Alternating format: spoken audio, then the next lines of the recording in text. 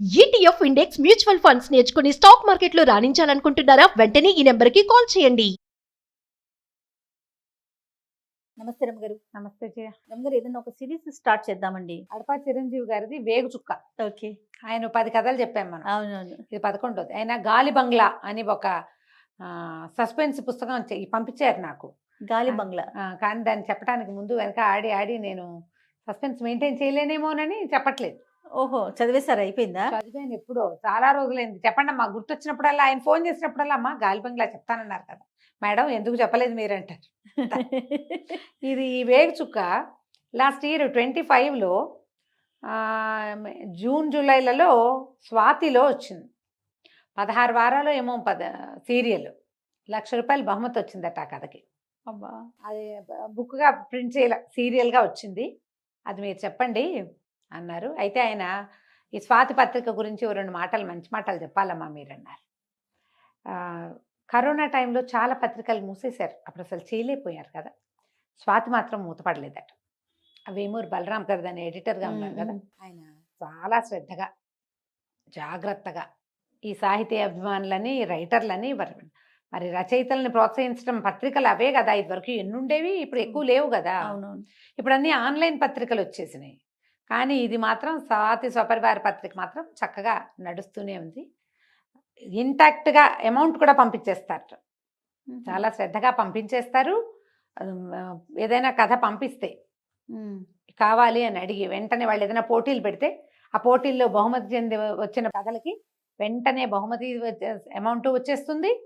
కథ వేయటం కూడా స్టార్ట్ చేసేస్తారు. వారు చాలా సహృదయులని, వారి గురించి 2 మంచి మాటలని మీ మాటల్లో చెప్పండి అమ్మా. ఆయన వల్ల మేము మాలాంటి రైటర్లందరూ ఇప్పటికీ సంతోషంగా ఉన్నాము. లేకపోతే రాసిన కథలు ఎక్కడ వేసుకోవాలో తెలియని స్థితి ఉండేది. మరి చక్కగా ప్రాంప్ట్గా ఇది కూడా పారితోషికము ఇచ్చేస్తారు, శ్రద్ధగా వేస్తారు. పత్రిక మూయకుండా ఉంచటం వల్లే మేము ఇప్పటికీ రైటర్లను రాయగలుగుతున్నాము అని చెప్పారు. గొప్ప విషయం, చాలా మంచి విషయం కదా. తెలియాలిగా అందరికీ. ఎందుకంటే ఇప్పుడు అసలు ఇదివరకు మన చిన్నప్పుడైతే ఎన్ని వచ్చేవి, ఎన్ని పత్రికలు ఉండేవో. అవును కదా.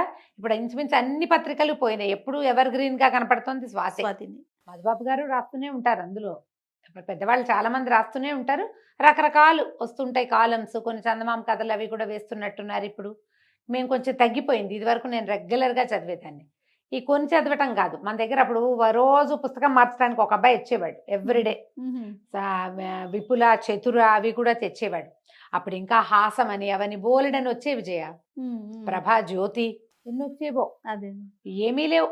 సినిమా పత్రికలు అవి కూడా పోయినాయి. ఇప్పుడు అంతా సోషల్ మీడియానే వ్యాపించి ఉంది. ఇప్పటికీ పుస్తకాలు చదివే వాళ్ళు ఉన్నారంటే ఈ పత్రిక ఒకటి నడుస్తోంది కాబట్టి, ఈ బుక్ చదవాలి, పుస్తకంలోనే చదవాలన్న ఆసక్తి ఉన్న వాళ్ళకి ఇది ప్లస్గా ఉంటుంది. ఇది ఏమిటంటే వేగు చుక్క. కొంచెం మొదటి 1-2 ఎపిసోడ్లలో కొద్దిగా శృంగారపరమైన వ్యవహారంగా కనపడింది కానీ అంతేం లేదు. మిగిలిన కథ అంతా బాగా నడుస్తుంది. ఈ కథ బేస్ అదనమాట. అందుకని మొదటి భాగం కొంచెం సుమారుగా ఉన్నట్టు. అంటే నేను పెద్దగా ఆసక్తికరంగా చదవను కానీ అలాంటివి విషయం చెప్పడానికి ఏముంది, మనం చెప్పచ్చు కదా. ఇప్పుడు ఆ మాటకు వస్తే మన ఇవి కూడా కాశీ మజిలీలు అవి కూడా బోల్డన్ని పెళ్ళిళ్ళు, ఆ ఊరెళ్ళి పెళ్ళి, ఈ ఊరెళ్ళి పెళ్ళి, పెళ్లి చేసుకుంటూ ఉండటమే వాళ్ళ పని. అదే కదా. మనకి విక్రమార్క కథలు కూడా అంతే, ఎన్ని పెళ్లిళ్ళు చేసుకుంటారు. విక్రమార్కుడు మరీ ఘోరం రమ్మ గారు అసలు. ఇది కూడా అలాంటి ఘోరమైన కథే, కానీ బాగుంది. ఓకే, చెప్దాం. ఆయన రాసినట్టు 16 భాగాలు. చెప్పడం వేరు, రాయటం వేరుగా కొన్ని భాగాలు వస్తాయి. మహేంద్ర భూపతి అని ఓ రాజుగారు. ఆయన రాజ్యం పేరు ఏదో ఉంది కానీ నాకు ఇప్పుడు గుర్తు రావట్లేదు. సరే, కాంభోజ రాజ్యం అనుకుందాం, మనం పెడదాం పేరు. ఓకే. సో ఈ కాంభోజ రాజ్యానికి ఈయన మహేంద్ర భూపతి అని రాజు. ఈయన పెద్ద పర్సనాలిటీ, బ్రహ్మాండంగా కనపడడానికి బాగుండేవారు. కథాకాలానికి ఆయన కొన్ని 40 సంవత్సరాలు ఉన్నాయి. ఈయనకి 30 మంది భార్యలు ఉన్నారట. బాగానే కరెక్ట్గా విన్నాము. అయితే ఈ 30 మంది భార్యలు ఈయనకి ఏంటంటే, ఆయనకి ఎవరూ చేయలేని పనిని, ఎవ్వరూ అనుభవించనంత సౌఖ్యం, ఎవ్వరికీ రానంత గొప్ప పేరు కావాలని కోరిక. మామూలుగా రాజుగా కూడా ఆయన చండప్రచండుడే. యుద్ధ విద్యలు అవి గట్టిగా వచ్చు. యుద్ధం అంటూ వస్తే తిరగొట్టేస్తాడు ఎవరినైనా. కానీ ఆయనకి స్త్రీ చాపల్యం ఉంది. ఫెమినైజింగ్ క్యారెక్టర్స్ కొన్ని కనపడుతూ ఉంటాయి మనకి. ఈయనకి ఏంటంటే 30 మంది రాణులకి 30 భవనాలు ఉన్నాయట. ఆయన రోజు సాయంకాలం పూట ఆ భవనాల ముందు నడుస్తూ వెళ్తాడు. ఆయన ఎక్కడ ఆగదలుచుకుంటే అక్కడ ఆగుతాడు. అప్పుడు దుందుబులు మోగుతాయట ఆయన బయలుదేరితే. దుందుబి ఆగిందంటే రాజు ఎక్కడో ఆగినట్టే. ఈ రాణుల పరిస్థితి ఎట్లా ఉంటుందంటే, ఈ 30 మంది ఉన్నారు కదా, వీళ్ళు సాయంకాలం అయ్యేసరికి చక్కగా ఆయన రాజుగారు వస్తాడని అలంకరించుకుని వాకిళ్లలో ఎదురు చూడడం. ఆయన ఎక్కడో చోట ఆగి దుందుబి ఆగిపోగానే ఓహో ఆయన ఎక్కడ మన ఇంటికి రాలేదంటే ఇక రానట్టే వీళ్ళు లోపలికి వెళ్ళిపోవటం. కానీ ఈ రాణులు పంజరాల్లో చిలకలుగా ఉన్నారు. ఆయన మొట్టమొదట 2 పెళ్ళిళ్ళే చేసుకున్నాడు. ఆ చేసుకునేటట్టుగా ఆయనకి 25 ఏళ్ళే. ఈ 2 వివాహాల తర్వాత ఏదో ఒక సందర్భంలో ఆయనకి ఇంకో సౌందర్యవతిని ఎవరినైనా చూసేసరికి ఆయనకి ఆమె కూడా కావాలనిపించింది. అప్పుడు ఆయన ఈ రకమైన స్ట్రాటజీ ఐడియా డెవలప్ చేసుకున్నాడు. ఎక్కువ మంది రాణులు కావాలి మనకి, నెలకు 30 రోజులు, రోజుకొక భార్యతో సుఖించాలి. అప్పుడు 30 రోజులకి 30 మంది భార్యలు ఉండాల్సిందేనని 30 మంది అమ్మాయిల్ని పట్టుకున్నాడు. ఇవే కాకుండా మళ్ళీ ఊళ్ళో ఎవరైనా సౌందర్యవతులు వాళ్ళు కనపడ్డారంటే వాళ్ళని కూడా ఆయన ఉపయోగిస్తాడు. ఎప్పుడైతే ఈ ఎంతసేపు స్త్రీలు సాయంకాలం వీళ్ళింటికి వెళ్తారా వాళ్ళ ఇంటికి వెళ్తారా ఈ పిచ్చ జనాలకు అర్థమైందో రాజు మీద నమ్మకం అవి పోతాయి. నువ్వు చండ ప్రచండుడివో ఇంకోటో చండమార్తాండుడివో అంతే. అది ఉండదు. ఈయన ఈ స్త్రీలోలత్వం బయటపడుతుంది. వాళ్ళ మిగిలిన ఐడియాలజీ అంతా పక్కకి పోయి ఈ 3 భార్యలని 4 భార్యలని 30 మంది భార్యలని ఇవే మాట్లాడతారు. ఆయన తాలూకు మిగిలిన అడ్మినిస్ట్రేషన్ అంతా గంగలో కలిసిపోయినట్టే. ఎప్పుడు కూడా స్త్రీ వ్యసనం వల్ల ఇలాంటివి వస్తాయి. మీ ప్రతిభ ఏం కనపడదు ఇంకా దాని ముందు. ఈ రాజు పని కూడా అంతే అయింది. ప్రజల్లో ఆయన పట్ల ఒక రకమైన అసహనము అది డెవలప్ అయింది. ఈ సందట్లో ఇక్కడ ఏం జరిగింది, ఈయనంటే ఈయనకి ఇప్పుడు 40 వచ్చినాయి. ఆ పెళ్లి చేసుకునే మొదటి పెళ్లికి 25 ఏళ్ళకి చేసుకున్నాడు. క్రమంగా 2 3 భావం అయింది. ఒక 6 పెళ్ళిళ్ళ తర్వాత ఆయనకు అర్థమైంది తనకి సంతానం కలగదు అని. సంతానం లేదు, 30 మంది ఆడవాళ్ళు ఉండి పిల్లలు లేరు. అయినా ఈయన ఏమనుకున్నాడు, ఓహో ఇంకేముంది సంతానం కలిగేది ఏం లేదు, ఎంతమందితో స్త్రీలతో కావాలంటే అంతమందితో సుఖించవచ్చు. అలాగని దాన్ని 30కి పెంచాడు. ఈయనకి 40 ఉన్నాయి కానీ ఆఖరి భార్యలు 16, 18, 22, 20 ఏళ్ల వాళ్ళే ఉంటారు. మరి చిన్నపిల్లలనేగా చేసుకుంటారు. 40 ఏళ్ల రాజుగారు 38 ఏళ్ల పెళ్లి కూతురు ఇప్పుడు మనం వెతుక్కున్నట్టుగా 2 years గ్యాప్తో చేసుకోరుగా. చిన్నపిల్లలే బాగుంటారు. అంత పెద్ద అయ్యేదాకా పెళ్ళిళ్ళు కాకుండా ఉండేవాళ్ళు కాదు, ఆ కాలము కాదు. ఈయన ఆఖరి భార్యలు ఇంకా ఇంకా చిన్న చిన్న పిల్లలు. ఈ చిన్న పిల్లలు ఒక్కొక్క ఈ రాజు ఏంటి రోజు ఒకటి లైన్గా రాడు, అలా నడుస్తూ ఆయనకి ఏ ఊహ వస్తే ఆ ఊహ ఆ ఇంట్లోకి వెళ్తాడు. ఒక్కోసారి ఒక రాణి దగ్గరికి 3 సార్లు 4 సార్లు వెళ్ళింది కూడా, రోజు అక్కడికే వెళ్ళింది కూడా కనపడుతుంది. ఈ మిగిలిన వాళ్ళందరూ భర్త కోసం వేచి ఉండటం, ఆయన రాకపోవటం. ఎంతకాలం దీన్ని చూస్తారు, తోచద్దు. పైగా కుటుంబాలతో రాకపోక అవి ఉంటే ఏదో ఒక రకంగా ఉండునేమో. ఈ వీళ్ళలో ఒక రకమైన ఇన్ఫెర్టిలిటీ డెవలప్ అయిపోయింది ఈ రాణులందరిలో. ఎవరు మగవాడిని లోపలికి తీసుకురావాలి అన్న ఆలోచనలు వచ్చేసి అక్రమ సంబంధాల వైపుకి వెళ్ళిపోయారు వాళ్ళు. రోజు వెయిట్ చేయటం, రోజుల తరబడి భర్త రాకపోవటం. ఇలాంటి పరిస్థితి ఉన్నప్పుడు పాతివ్రత్యం కుదరదు, నడవక బయట నుంచి మగవాళ్ళు లోపలికి వస్తుండేవాళ్ళు. వాళ్ళని తేవడానికి వీళ్ళు ఎన్ని రకాల మార్గాలు అవలంబించేవాళ్ళు. ఈ రాజుగారు దుందుబి మోగింది, సాయంకాలం అయ్యింది, ఎవరింట్లోకి ఆయన వెళ్ళిపోయాడు. ఆయన కోసం వేచి ఉన్న రాణి ఎన్ని రోజుల నుంచో చూస్తోంది. ఆవిడకి పిసుకు పుట్టిపోయింది. ఈ చెలికత్తెకి చెప్పింది. అప్పుడెప్పుడో ఒకసారి ఒక కుర్రాడు ఇక్కడ పనిచేయడానికి వచ్చాడు కదా, వాడిని తీసుకురమ్మంటే చెలికత్తె చాలా తెలివిగా ఏం చేసింది, కోట దాటి అక్కడి నుంచి ఆ కుర్రాన్ని వెంబడి పెట్టుకొచ్చింది. అది ఎట్లా చేసింది, ఆ అబ్బాయికి ఆడవేషం వేసి తీసుకొచ్చింది. 30 మంది రాణులకి తలుపులు బయట అందరూ ముసలి వాళ్ళు, శతాధిక వృద్ధులు, పెద్ద వయసు ఉన్నవాళ్ళు, చిన్న వయసు ఉన్నవాళ్ళు కాదు, వాళ్ళకు ఉండే సైనికులు. ఆ తాళాలు వేయటాలు అవన్నీ 80 ఏళ్ళు 90 ఏళ్ళు 70 ఏళ్ళు బాగా వృద్ధాప్యంలో ఉన్నవాళ్ళు. వాళ్ళు మరి చిన్నపిల్లలు కదా రాణులు, కాబట్టి వీళ్ళు పెద్దవాళ్ళు. కోట గోడల బయట ఉండేవాళ్ళు చండప్రచండులుగా ఉంటారు. వాళ్ళకి లోపలికి వెళ్ళే అవకాశం లేదు. లోపలికి వెళ్ళే వాళ్ళంతా ముసలి వాళ్ళే. చెలికత్తెలు ఈ ముసలి పరిచారకుల మీదే నడిచేది కథ అంతా. ఈ అమ్మాయి ఏం చేసింది, చెలికత్తె బయటికి వెళ్ళి ఆ కుర్రాడికి ఆడవేషం వేసి లోపలికి తీసుకొస్తే ఈ కోట దగ్గర తలుపులు వేసేవాడు ఉంటాడు కదా, అతను అడిగాడు, ఎవరే ఈ అమ్మాయి అంటే, ఆ అమ్మగారు తీసుకురమ్మన్నారు, లావణ్యమ్మగారు పువ్వులు అల్లడానికి మనిషి కావాలన్నారు, ఆవిడకి పువ్వులు సరదా, మందిరం అంతా అలంకరిస్తారట సాయంత్రాలు, ఇలాంటి మాటలు చెప్పి కుర్రవాడిని లోపల తీసుకుపోయింది. వాడు ఆడవేషంలో ఉన్నాడు. వాడిని తీసుకెళ్ళి రాణిగారి విలాస మందిరంలో పెట్టి రాణికి చెప్పింది, నువ్వు హాయిగా సంతోషంగా గడపచ్చు, నీ విలాస మందిరంలో నీకోసం ఒక కుర్రాన్ని తీసుకొచ్చాను అని. ఈ అమ్మాయి లోపలికి వెళ్ళిపోయింది. ఎప్పుడైతే రాజుగారు ఇంకో భార్యతోటి ఉన్నాడో ఒక భార్యతోటి ఉంటే ఇంకొక భార్య ఎవరో కుర్రవాడితోటి వెనకాల మందిరాల్లో ఉన్నది. తెల్లవారుజాముకి ఇది బయటపడిపోయింది. బయటపడిపోతే రాణి ఆ బయట నుంచి ఆడవేషంలో వచ్చినటువంటి కుర్రవాడు వెంబడి బయటకు తీసుకొచ్చిన చెలికత్తె, ముగ్గురికి శిక్షలు పడ్డాయి. రాణిది అబ్బాయిది తలలు వేళ్లాడు కట్టారు కోటగోడకి, చెలికత్తెకి ఊరి శిక్షేశారు. మరి దానివల్ల కదా ఇది జరిగింది. ఇట్లా బయటపడుతూనే ఉన్నాయి. ముగ్గురు రాణులు మోక్షం పొందారు. అయినా కూడా ఊరుకోవాలని లేదు వీళ్ళకి, మిగిలిన వాళ్ళకి. కొన్ని రోజులు భయం, కొన్ని రోజులే భయం వేస్తుంది జయ. తర్వాత మళ్ళీ మామూలు అయిపోతుంది. తర్వాత శరీరం దాని పని అది చేస్తుంది కదా. ఉప్పు కారం తింటారు, చీము నెత్తురు కలిగి ఉంటారు, ఎప్పుడూ అవజ్ఞ అంటే అవతల వాళ్ళ నుంచి తిరస్కృతిని పొందుతూ ఉంటారు. మళ్ళీ పుడుతుంది అలాంటి బుద్ధి. ఇదే గోలగా ఉంటుంది. ఊరంతా చెప్పుకుంటారు, ఇలా జరిగిందిట, ఇట్లా అయిపోయిందిట. రాణిని ఆ కుర్రాడిని చంపేశారు, చెలికత్తెకి ఉరిశిక్షేశారు. ఏమిటి ఈ పనులు? ఇంతమంది రాణులు ఏమిటి ఈ గోల ఏమిటి? ఈ ఆడపిల్లల్ని ఇచ్చేయటం ఏమిటి? వాళ్ళెవరి ఇంటికో ఎవరు ఒక పెదరాయుడు గారి కుమార్తెను చూసి అమ్మాయి వాళ్ళు ఒప్పుకోకపోతే ఆ పిల్లని చంపించేసి భయపెట్టి నానా గందరగోళము చేసి పెళ్ళిళ్ళు చేసి అమ్మాయిని చెప్తే కానీ కుదరని స్థితి కల్పించి, పోనీ నువ్వు వాళ్ళతోటి ఉండగలవా అంటే మనిషివి కదా, నువ్వు మనిషివి కదా. ఒకడే మనిషి ఇంతమందికి ఎట్లా న్యాయం చేస్తాడు? ఇద్దరు లేదా ముగ్గురు.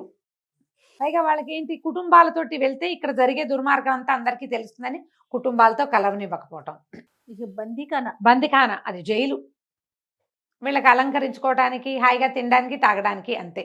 వాళ్ళు ఉంటారు, చెలికత్తెలు ఉంటారు, వాకిట్లో ముసలాళ్ళు ఉంటారు. వస్తే రాజు వస్తాడు, రాకపోతే రానట్టే. బాగుంది. ఈ జీవితాలు ఎట్లా బాగుంటాయి? ఏ పంజరంలో ఉన్న చిలకైనా పారిపోవాలనిపిస్తుంది. మనుషులైనా అంతే కదా. ఈ ఊళ్ళో వాళ్ళంతా వింత వింతగా చెప్పుకుంటారు. ఏమిటి ఈ రాజు పద్ధతి ఏమిటి? ఎవడో ఒకడు రావాలి వీడికి బుద్ధి చెప్పేవాడు. ఏముంది, ఎవరో కుర్రాళ్ళు లోపలికి వెళ్తూనే ఉన్నారు, వాడు చచ్చిపోతున్నాడు, ఎవరి కోసం వెళ్ళాడో ఆవిడ చచ్చిపోతుంది, ఎవరిని తీసుకెళ్ళిందో దాన్ని చంపేస్తారు. ఇన్ని చావులు, ఎంతమందిని చంపుతాడు? అసలు ఈ పనే పొరపాటు. ఇదే తప్పు. పోనీ వంశాభివృద్ధి ఉందంటే అది ఎలాగూ సున్నా. ఈ రాజు ఉండకుండా పోవాలి. ఈ రాజుని ఎట్ట తప్పించుకుంటారా దేవుడా అనుకునేవాళ్ళు ప్రజలు. ఇప్పుడు రాజుగారి దారిని ఆయన లోపల ఏం మలగుంతాలు పడతాడో ఎవ్వడికి తెలియదు. ప్రజలకు ఏం కావాలమ్మా? వేళకి తిండి తిప్పలు, రాజ్యంలో పంటలు పండటం, మంచి పరిపాలన, నీళ్లు సుపరిపాలన. అంటే నీళ్లు వ్యవస్థ అది బాగుండాలి. వ్యవస్థని మించి రాజుగారి తాలూకు దుర్వ్యసనమే బయటపడుతోంది. వ్యవస్థ ఉన్నా రాజుగారి దుర్వ్యవసాయం ప్రజలకి నచ్చదు, కంటగింపుగా ఉంటుంది. వ్యవస్థ ఏదో నడుస్తోంది, వ్యవస్థ కంటే ఎక్కువగా ఈ దురవస్థే నడుస్తోంది. పాపం విసిగిపోయి ఉంటున్నారు వాళ్ళు. ఎప్పుడో ఒకప్పుడు ఎవడో రావాలి, వచ్చి ఈ రాజు పీచమణిచి ఈ రాజును దింపేసేయాలి ముందు. అసలు ఈ ఆడవాళ్ళ వ్యవహారం ఇంత ఉండకూడదు. ఈ గోళలు నడుస్తూ ఉండేవి. అయితే ఈ రాణుల్లో మాళవిక అని ఒక ఆవిడ. ఆ మాళవిక ఒక 16-17 సంవత్సరాల చిన్నది. ఈ అమ్మాయి ఒక వ్యాపారస్తుడి కుమార్తె. దీనికి ఇంకొక వజ్రాల వ్యాపారస్తుడి కుమారుడితోటి వివాహం కుదిర్చారు. వివాహం కుదిర్చాక వివాహం అన్ని వ్యవస్థ అయ్యాక అన్ని ఏర్పాట్లు అయిన తర్వాత రాజుగారు ఈ పిల్లని చూశాడు. చూసి మీ పిల్లని మాకు ఇవ్వమంటే ఈయన సంగతి తెలుసుగా, ఆయన ఒప్పుకోకపోతే సైనికులు వెళ్ళి బెదిరించి మీరు చచ్చినట్టు పెళ్లి చేయవలసిన స్థితి కల్పించి మాళవికను తెచ్చాడు. ఈ పిల్ల ముందు నుంచి ఆ ఇంట్లో అందరితో బాగా ఉండేది, దిక్కు దివాణం లేకుండా ఉంది. ఒక స్నేహితురాలు ఉంది, ఒక చెలికత్తె, మాలతి పేరు బహుశా. వీళ్ళు ఇద్దరు బాగా స్నేహంగా ఉండేవాళ్ళు. అమ్మ నాన్నని చూడాలందని ఏడుస్తూ ఉండేది. అయితే ఈ అమ్మాయి ఏమంది, మాలతి అయితే ఒక ఉత్తరం రాయి జాగ్రత్తగా, ప్లాన్డ్గా, నేను మీ ఊరు తీసుకెళ్తా. సరే బాగా ఆలోచించి దేంట్లో రాయాలి, ఉత్తరం ఎలా రాయాలి, పైగా ఏదైనా ఉత్తరాలు అవి బయటపడినా చంపేస్తాడు రాజు. అదే కదా, రాజు ఊరుకోడు. సరే ఒక ఉత్తరం రాసి ఆ ఉత్తరాన్ని సన్నగా చుట్టి ఈ మాలతి జడలో పెట్టి అల్లింది. జడ ఊడదీస్తే కానీ ఉత్తరం కనపడదన్నమాట. ఆ ఉత్తరం పుచ్చుకుని మాలతి వెళ్ళింది. ఈ లోపల రాజుగారు మంత్రి గారు మాటలకి కూర్చున్నారు. రాజుగారు వాళ్ళ మంత్రిని, మహేంద్ర భూపతి తన మంత్రిని పిలిచారు. ఈయన తరతరాలుగా ఇక్కడ మంత్రిత్వం నెరవేరుస్తున్న కుటుంబం వాడే. రాజు కంటే వయోవృద్ధుడు, కొంచెం పెద్దవాడు ఆయన. ఈ మహేంద్ర భూపతిని చిన్నతనం నుంచి చూస్తున్నాడు.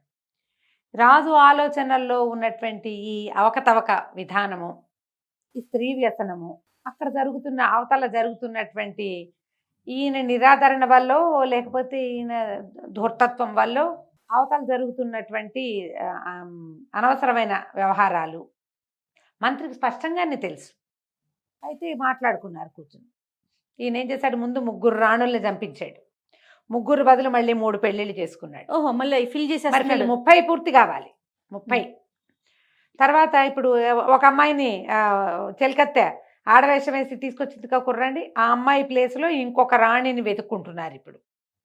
ఆ రాణిని చంపేశారు, లావణ్య ఆవిడ పేరు. ఆవిడ కోసమని ఆ ప్లేస్ ఫిల్ చేయడానికి మళ్ళీ యువతుల వేట. ఊళ్ళో ఎలా ఉందంటే అసలు ఆడపిల్లల్ని బయట కనపడినివ్వకూడదు, ఏ ఫంక్షన్లలోని కనపడినివ్వకూడదు, ఇలాంటి పరిస్థితి వచ్చింది. అయితే మంత్రి గారిని పిలిచి, ఏమిటి ఈ పరిస్థితిని ఎట్లా అడ్డుకట్టాలి అంటే, మీరు ఊరికే అనుమానపడుతున్నారు, అలాంటిది ఏమి ఉండదు, మన వాళ్ళంతా మంచివాళ్లే ఆహా, రాణుల్ని ఎలా జాగ్రత్తగా కాపాడుకోవాలని అని అడుగుతున్నాడు. ఇప్పుడు పరిస్థితులు వీళ్ళు ఇలాంటి దానికి పాల్పడితే ప్రజల్లో మనకేం గౌరవం ఉంటుంది? ఓకే, రాజుగారి భార్య మంచిది కాదని చెప్పుకుంటే అవమానం కాదు మరి ఎట్లా దీన్ని కట్టడి చేయటం, ఎలా ఈ పరిస్థితిని అరికట్టడం ఈయన లోపల ఉంది మంత్రి గారికి. నీ విధానమే తప్పు, ఇది చేయాల్సిన పని కాదు. కానీ ఆ మాట పైకంటే రాజు ఒప్పుతాడా? చేసేసుకున్న పెళ్ళిళ్ళకి ప్రతిక్రియ ఏం చేస్తారు ఇప్పుడు? అదే కదా. ఆ అమ్మాయి పోయింది, పోని ఊరుకోవచ్చుగా, మళ్ళీ పెళ్లి ప్రయత్నంలో పడ్డాడు అని 30 కావాలని ఆయన లెక్క. శాశ్వతంగా తన పేరు చరిత్రలో నిలబెట్టుకోవాలని అడిగితే ఈయన అన్నాడు మంత్రి, అలాంటిది ఏం లేదండి, ఏదో ఒకటి జరిగింది అంతేగాని ఇలా ఈ ఒకటి జరగడం ఏంటి, అంతకుముందు 3 చంపించాం, 3 పోయారు, ఇప్పుడు మళ్ళీ ఒకటి పోయింది లేటెస్ట్గా. మీరు ఎట్లా చెప్తారు? అలా చెప్తామంటే మనం ఉత్తమ కుటుంబాల కన్యలనే తెచ్చుకున్నాము, పర్వాలేదంటే రాజు లేచి నిలబడి మంత్రి గారు కూర్చుంటే ఆయన వెనక్కి వెళ్ళి ఒడ్లోంచి కత్తి తీసి పిడిబాకు మంత్రి గారి మెడకి పెట్టాడు. ఇదంతా సరిగ్గానే ఉందంటారా అంటే, అక్షరాల మన పరిస్థితులు సరిగ్గానే ఉన్నాయి, మొత్తం మన రాణులందరూ దుర్మార్గులు, ఇది ఒకటి జరిగితే అందరికీ ఇలాంటివే ఉన్నాయని మనం ఎలా అంటాం? అట్లా అనడానికి వీల్లేదు, అలా ఉండదు అంటే, నేను ఇప్పుడు మిమ్మల్ని పీక ఉత్తరించేస్తానండి. ఉత్తరించండి ప్రభు, ఎందుకంటే అసలు రాచ కొలువంటేనే కత్తి మీద సాము, రాజుగారి దగ్గర ఉండటం అంటేనే కత్తి మీద సాము. ఇన్నేళ్ళు బతికాం, ఇప్పుడు మీకు నచ్చలేదు తీసేస్తారు, దానికి సిద్ధపడే రాచ కొలువుకి దిగాలి, అది ముందే నిశ్చితం. మా ముందు తరాల్లో కానీ మీ ముందు తరాలు కానీ ఇలాంటిది జరగల, అంతకుముందు ఎప్పుడైనా జరిగితే జరుగుండదు, ఇవాళ జరిగితే చేయగలిగేదేం లేదు, నేను సిద్ధం, మీ సేవలో ఉన్నాను అనేసరికి కత్తి తీసేశాడు ఆయన. చంపేద్దాం అనుకున్నాడు మంత్రిని. మంత్రి గారి మాటల్లో వెనకాల వినపడుతున్నది ఏమిటి? మన రాణులందరూ మంచివాళ్ళంటే నువ్వే వాళ్ళకి ఆ పరిస్థితిని కల్పిస్తున్నావు అన్నది అండర్ కరెంట్. స్వతహాగా వాళ్ళంతా మంచివాళ్లే అంటే ఏమిటి అర్థం? ఇవాళ వీళ్ళు చెడిపోయారంటే దానికి కారణం నువ్వే, అక్షరాల నువ్వనే ఆయన అంటల్లా. కత్తి తీసి ఎదురుగుండా నుంచున్నాడు. నేను మిమ్మల్ని చంపేస్తానని మీకు భయం కలగట్లేదు. భయానికి ఏముంది ప్రభు, నేను సిద్ధంగా ఉన్నా అంటే, మన రాణులందరూ మంచివాళ్ళు అంటారని, మంచివాళ్లే, మీరేం చేయొచ్చు? వేగుల్ని ఆల్రెడీ ఈయన ఏం చేశాడు, వేగుల వాళ్ళని పెట్టాడు. తన సొంత ఇంటి మీద, తన సొంత అంతఃపురం మీద వేగుల వాళ్ళు. ఏ నగరుకి, ఏ కోటకి, అదే ఏ భవంతికి ఎవరు వస్తున్నారు, ఎవరు వెళ్తున్నారు, ఎవరెవరు ఏ సమయాల్లో ఏం చేస్తున్నారు, ఏ రాణి యొక్క కార్యకలాపం ఏమిటి అనేది వేగుల వాళ్ళు చూస్తుంటే ఇక ఆడవాళ్ళకి రక్షణ ఏముంది? వాళ్ళు అదేదో చేస్తారని వీళ్ళు ఈ పని చేస్తుంటే నిరంతరాయంగా వేగులే చూస్తుంటారు మన ఇంట్లో ఆడవాళ్ళని. వేగుల వాళ్ళు ఊళ్ళో కూడా ఏం ప్రచారం జరుగుతుందో తెలియాలి. ఊర్లో నుంచి ఏ కుర్రవాళ్ళు, ఈ బిల్డింగుల్లో పనులు ఉంటాయి, తోటమాలీలు వస్తారు దులపడానికి, కడగడానికి, పైన తిరిగి పనులు చేయడానికి, ఏ తేనెపట్లో పడితే వాటిని తీయటానికి, ఫలవృక్షాలు ఉంటే వాటిలో కోయడానికి, ఇవి అందరూ ఈ అంతఃపురంలో ఉన్న ఆడపిల్లలు లేదా ముసలి బొగ్గులుగా ఉన్న తాళాలు తీసేవాళ్ళు, పరిచారకులు చేయలేరు కదా. ఆ పనులకి యంగ్స్టర్స్ కావాలి. వాడు ఎవడైనా లోపలికి వస్తే ఏ రాణి కన్ను ఏ కుర్రాడి మీద ఉందో, ఎంత కాపలా, ఈ కష్టమంతా పడాల్సి వస్తుంది. సరే మంత్రి గారు అన్నాడు, అట్లా కాదండి, వేగుల్ని ఎలాగూ పెట్టారు, ఊరంతా అసహ్యంగా చెప్పుకుంటున్నారు, రాణులకి దేవాలయాలకి వెళ్ళే వెసులుబాటైనా ఇవ్వండి. ఇట్లా పంజరంలో బందీలను చేశాడు కదా వాళ్ళకి ఏ ఫ్రీడము లేదు. దేవాలయానికి వెళ్తే కొంచెం దేవుడు దయము భక్తి వస్తుందనుకో, ఏదైనా ఇతరత్ర ఆ ఐడియాలజీ తగ్గిపోతుంది. దేవాలయంలో ఓ పూజలని, ఓ చదువుకోవటమని, ఓ సహస్రనామాలని, పారాయణలని, భగవత్ వ్యాసంగం ఉంటుంది కదా, ఆ వ్యాసంగం వల్ల ఇతరత్ర ఆలోచనలు కొంచెం తగ్గుముఖం పడతాయి, దేవాలయాలకి వెళ్ళనివ్వండి అంటే దీనివల్ల ఏమైనా పరిస్థితి మెరుగవుతుందంటారా అని అడిగారు. అవకాశం ఉందన్నాడు మంత్రి. రాజు అన్నాడు, ఒకవేళ దీనివల్ల ఏదైనా సమస్య వస్తే అప్పుడు నేను మిమ్మల్ని సంహరించే పని అప్పుడు చేస్తాను. సంహరించడం అయితే సంహరించడం. వాళ్ళు ఏమైనా చేస్తే ఈయన మంచి వాళ్ళని చెప్పాడు, నువ్వు చెప్పావుగా మంచి అని అంటాడనమాట. సరే, ఇప్పుడు ఈ రాణివాసంలో ఏవో కొన్ని ఏర్పాట్లు మారుద్దాం అనుకున్నారు. ఈ ఊళ్ళో వేగులు వాళ్ళు తిరగటం ఇవన్నీ గోలలు.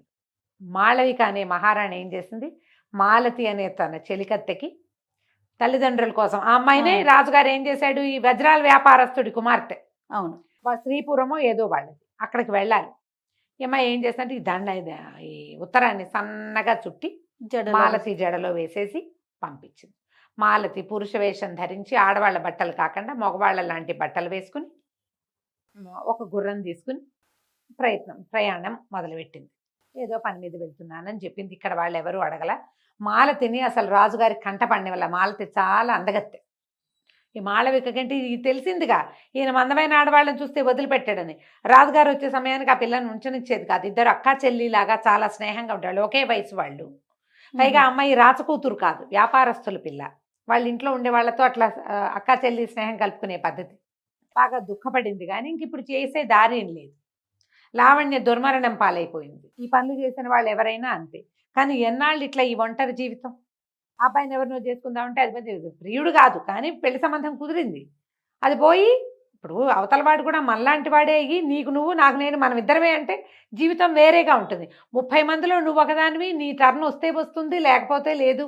అంటే ఏం జీవితం. పైగా దాంతో చుట్టాలు లేరు, పక్కాలు లేరు, పుట్టిల్లు లేదు, గుడి గోపురం అసలే లేదు, బయటికి వెళ్ళే వీలు లేదు. వేగులు వాళ్ళు నువ్వు అమ్మాయి ఎటు పక్కకు చూసినా అక్కడేముందో చూస్తుంటారు వీళ్ళు.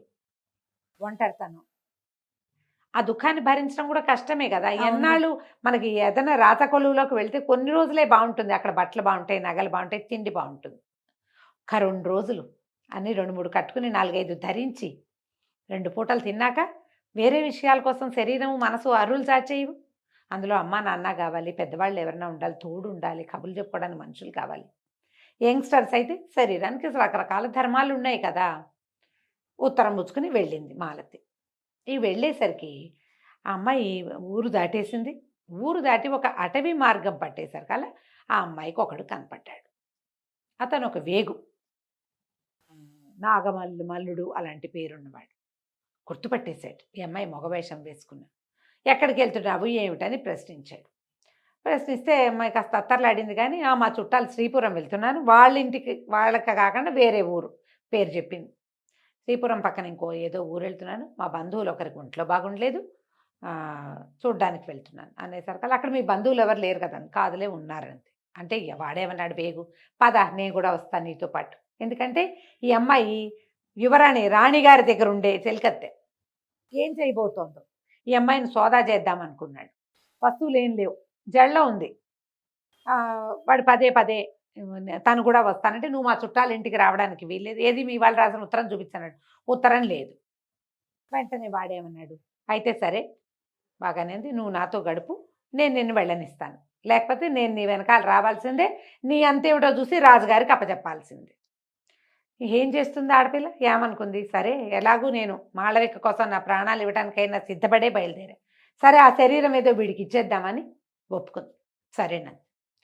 సరేనని అబ్బాయి వాడు ఆ నాగమల్లుడు అనేవాడు దగ్గరకు వచ్చి ఒంటి మీద చెయ్యేసేసరికి వాళ్ళ వెనక నుంచి ఒక పురుష స్వరం వినపడింది. పరాయి ఆడపిల్ల ఒంటి మీద చెయ్యేసినా సిగ్గులేదా నీకు? వెనక్కి తిరిగితే ఒక ఆజానుబాహువైన ఒక యువకుడు గుర్రంతో దిగి నిలబడి ఉన్నాడు. నీకెందుకు, నీ దారిన పొమ్మన్నాడు ఈ వేగువాడు అనేసరికి ఆ అబ్బాయి ఒప్పుకోలు. ఇది అడవా రాజ్యమా, ఏమిటి, ఎవరు లేకపోతే నీవు ఇష్టం వచ్చినట్టు చేస్తావు. ఒక వారాయి స్త్రీని ఆమెను బెదిరించి ఆమె శీలాన్ని దోచుకోవడానికి ప్రయత్నం చేస్తున్నావు, చూస్తూ నేను ఊరుకోను, నాతో తలపడి తర్వాత ఆమెతో తలపడదు కానీ ముందు అనేసరికి నువ్వు అంత మగాడివా అన్నాడు. వాడు ఊరుకోవాలి. వాడు నేను రాజుగారి వేగుని, నాకు చాలా శక్తులు ఉన్నాయని నమ్ముతారు. చాలామందికి మనుషులకి వాళ్ళ సొంత శక్తి కంటే తమ ఉద్యోగపు పవర్ మీద చాలా నమ్మకం ఉంటుంది. ఈ యువతల వాడు చూస్తే ఇవి కుర్రాడుగా ఉన్నాడు, మంచి ఎత్తరి మనిషి, బాగా దృఢంగా కనపడుతున్నాడు. పైగా ఎవరైనా వెనక నుంచి ఎంత మాటైనా అనగలిగాడంటే వాడికి ఏదో తెంపర్తనం ఉంది.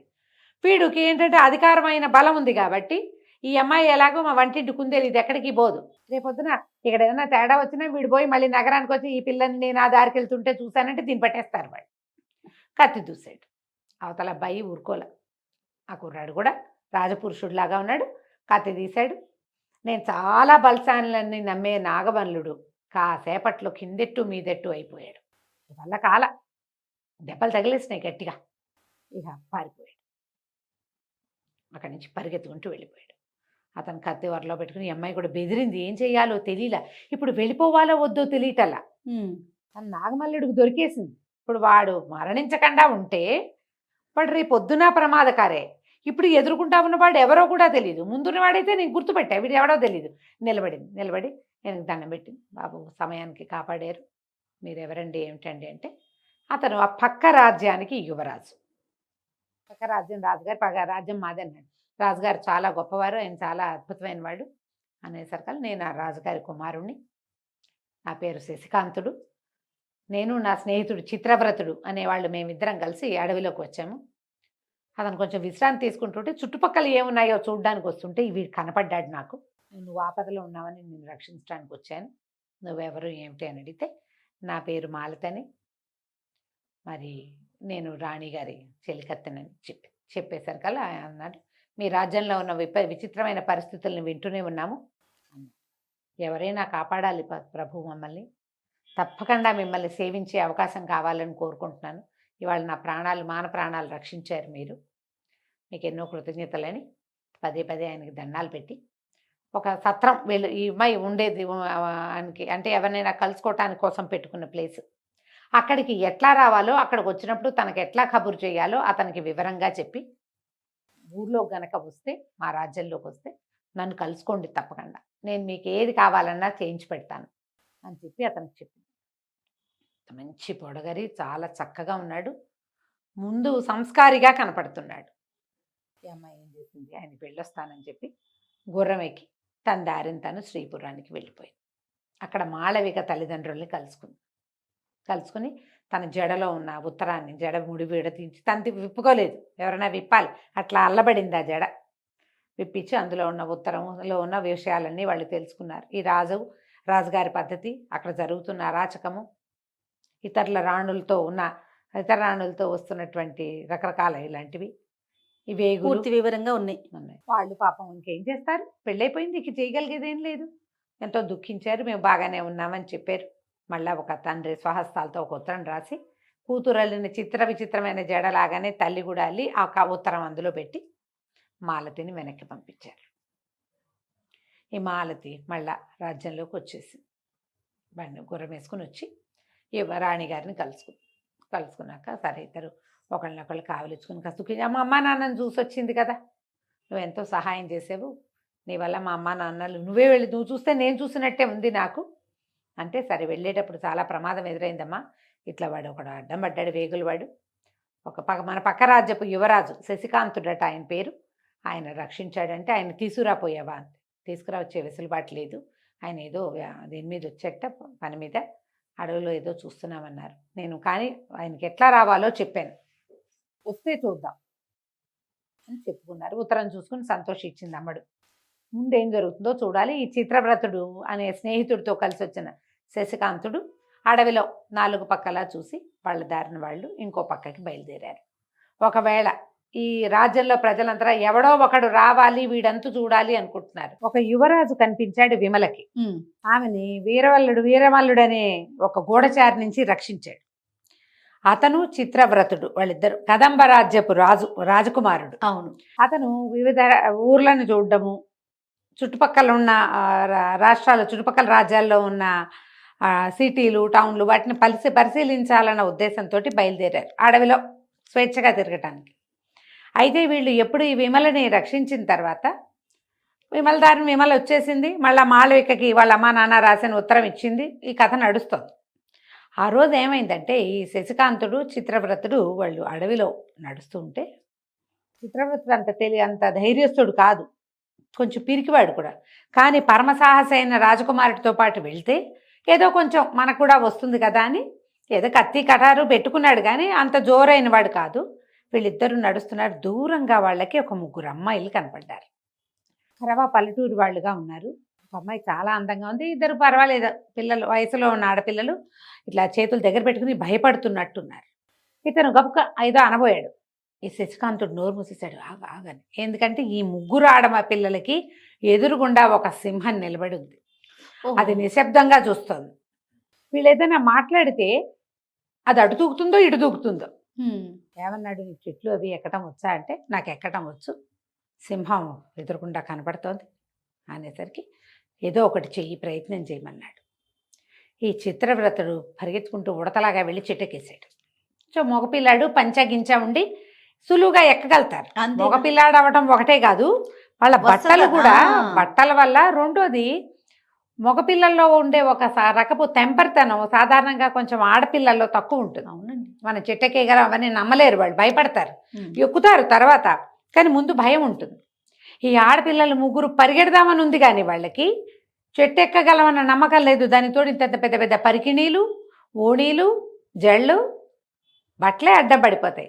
వణికిపోతున్నారు ఆ సింహాన్ని చూసి. ఇతను ఏం చేశాడు, శశికాంతుడు కబుక్కుని చప్పట్లు జరిచాడు. ఉలిక్కిపడ్డారు వాళ్ళు, ఉలిక్కిపడ్డారు, ఈ సింహము ఉలిక్కిపడింది. ఈ ఉలిక్కిపడిన సింహము సులువుగా ఇతను కొంచెం దగ్గరలో ఉండేసరికి ఇతని వైపుకు దూకింది. దూకంగానే ముగ్గురు ఆడపిల్లలు పరిగెత్తుకుంటూ వెళ్ళి చెట్ల చాటున ఉంచున్నారు. చెట్టు ఎక్కలేరు. ఇక లంఘించింది సింహం ఇతని మీదకి. యథాశక్తి చేయగలిగినంత యుద్ధం చేశాడు, కిందకి మీదకి. ఏంది, దాన్ని తప్పించి బెదిరించాలనుకున్నాడు, చంపేయాలన్న ఓ ధోరణి లేదు. కానీ పైకెక్కిన చిత్రవ్రతుడికి ఏమనిపించింది, అతని దగ్గర మంచి పిడిబాకుంది, ఎప్పుడో రాజుగారు వాళ్ళ నాన్నకి ఇచ్చింది, మంత్రి కుమారుడు అతను. అది బొడ్లో పెట్టి తెచ్చుకున్నాడు. ఆ కత్తి పడేస్తే చాలు శశికాంతుడికి. ఆ సమయంలో వాళ్ళు ఏం చేశారు, మంచినీళ్ళు తాగడానికి ఈ నడువులకి కరవాలాలు అవి ఉంటాయా, అవి తీసి పక్కకు పెట్టారు. అతని దగ్గర కత్తి కూడా లేదు. ఓహో. ఇక ఏం చేశాడు, అటు చూసి ఇటు చూసి సింహందే పై చేయిగా కనపడుతోంది. అమ్మో ఏదైనా చేసేస్తుందేమో అని అనిపించింది. కత్తి పడేసేసరికల్లా కరెక్ట్గా సింహం మీదకి దూకపోయింది. మళ్ళీ ఆ కత్తి అంది. ఆ కత్తి పెట్టే సింహం మెడ మీద కొట్టేశాడు. ఇంతది కొట్టేసరికల్లా గట్టి మర్మస్థానంలో తగిలింది సింహం. గాండ్రమంటూ మీద పడింది, కానీ ఆ దెబ్బకి ఇంకా దాడి చేయలేకపోయింది. ఎదురుదాడి మెల్లిగా ఒరిగిపోయింది పక్కకి. అలాగా సింహాన్ని తన మీద నుంచి తోసేశాడు. ఆ సింహం మెల్లిగా మిగిలిన మెడ తాపిగా తెగి మరణించింది. ఈ ముగ్గురు అమ్మాయిలు వచ్చారు, సమయానికి రక్షించారు. మీరు రాకపోతే చచ్చిపోయేవాళ్ళ. ముందు భయంతో చచ్చిపోతారు. అవును అవును. సింహం మీద దూకితే అంతది, అది ఏ 300-400 కేజీలో ఉంటుంది. దూకుతుందన్న ఫీలింగ్ తోటే అయిపోతారు కదా. సరే మీరు ఎవరు, ఎక్కడ, ఏమిటి అని కనుక్కున్నాడు. కనుక్కుంటే వీళ్ళు మన ముందు కాంబోజ రాజ్యం ఉంది కదా, మహేంద్ర భూపతిది. ఆయన రాజ్యంలో చివరిగా ఉండి ఈ కదంబ రాజ్యానికి దగ్గరలో ఉన్న బ్రహ్మపురం అనే ఊరు వాళ్ళు తండ్రి ముకుందుడని, ముకుంద స్వామిని ఒక రైతు. ఆ రైతు కుమార్తె పెద్ద అమ్మాయి. ఆ పిల్లల్లో అందంగా ఉన్న అమ్మాయి పేరు రాగమంజరి. మిగిలిన వాళ్ళిద్దరూ ఆ అమ్మాయి యొక్క స్నేహితురాళ్ళు. పేర్లు కూడా చెప్తారు. మేము ముగ్గురము చంద్రగిరిలో ఇప్పుడు గాజులు అవి బాగా దొరుకుతాయి. ఇది గాజులు అమ్మే కాలము. ఎక్కడి నుంచో వచ్చి కొంతమంది ఇప్పుడు పెడతారు. అందుకని అవి కొనుక్కోవటం కోసం మేము ముగ్గురం బయలుదేరాము. గాజుల కోసం బయలుదేరాము. అంటే మరి వేరే ఊరు వెళ్ళాలి, దానికోసం ముగ్గురు ఉన్నారుగా.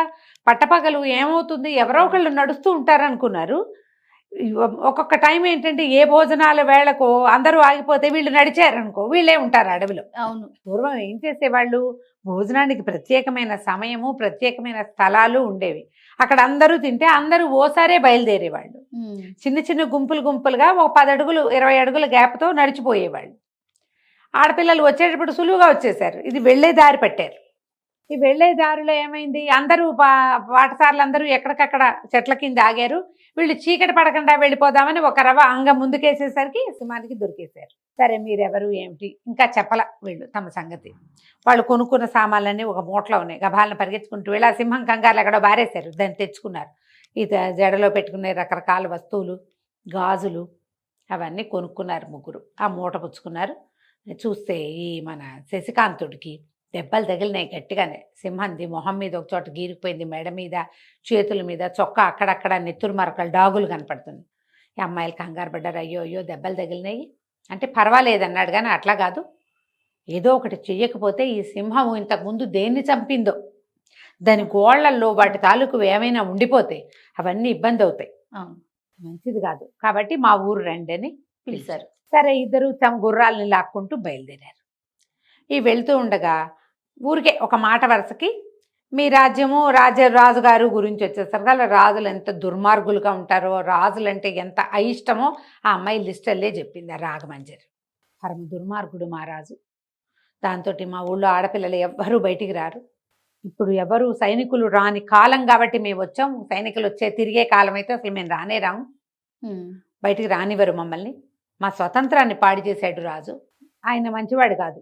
దాంతోపాటు వీళ్ళు పన్నులు వసూలు చేయటాలు అవన్నీ చాలా కఠినంగా ఉన్నాయి. ఆయనకి 30 మంది పెళ్ళాలు, 30 భవనాలు, 30 మందికి తలా ఒక 30 మంది సైనికులు, చెలికత్తెలు, వాళ్ళకి తిండి తిప్పలు, వీళ్ళకి నెలసరి సరుకులు. మరి ఆ డబ్బంతా ఎక్కడి నుంచి వస్తుంది? ప్రజల నుంచి. మరి ఇక్కడి నుంచే రావాలి. అదే. దాంతో అతను డబ్బులు నిరంకుశంగా వసూలు చేయటం, పన్నులు, ఏదైనా యుద్ధం అనగానే ప్రతివాడు రావాల్సి రావటం, అవన్నీ ఏదో వెగటుగా అయిష్టంగా మాట్లాడింది, ఇబ్బందిగా ఉంది. దాంతో నేను రాజకుమారుడిని అని చెప్పలే ఇతను. ఓహో, రాజులంటే అయిష్టం, ఈ పిల్లని చూస్తే ముచ్చటగా ఉంది, అందుకని కామ్గా ఊరుకున్నాడు. ఇంటి దాకా వెళ్ళారు. వెళ్తే అమ్మాయి గబగబా లోపలికి వెళ్ళి వాళ్ళ నాన్న ముకుంద స్వామి అన్న ఆయన పెద్ద భూస్వామి. ఆయన ఏమమ్మా ఇంత ఆలస్యమైంది ఏదో అడిగాడు. నాన్న ఇట్లా సింహం కనపడింది, ఆ అడవిలో ఉన్నవే 2-3 సింహాలు, అది మాకు ఎదురుపడింది. కొంతమంది వస్తూ ఏం చేస్తారు, డప్పులు అవి మోగిస్తారు, అడవుల్లో రాకుండా ఉంటాయి. ఒంటరిగా ముగ్గురే వెళ్తుంటే ఏం డప్పులు, ఏమీ లేవు. దాంతో ఆయన కంగారు పడ్డాడు. వైద్యుడిని పిలిపించాడు. ఈ బైకి కొంచెం వైద్యం చేయించారు. ఎవరినైనా ఏ ఊరినైనా అని అడిగారు. ఇప్పుడు చెప్పాలి, మీరు బాగా ఆలోచించి.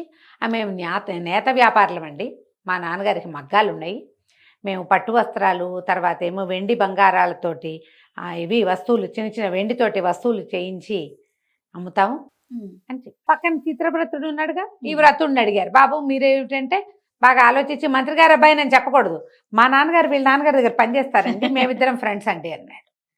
ఎలాంటి వస్త్రాలు నేస్తారు, ఎలాంటి వస్తువులు చేయిస్తారంటే ఈ అబ్బాయి ఊహకు వచ్చినవేవో 4-5 మాటలు చెప్పాడు.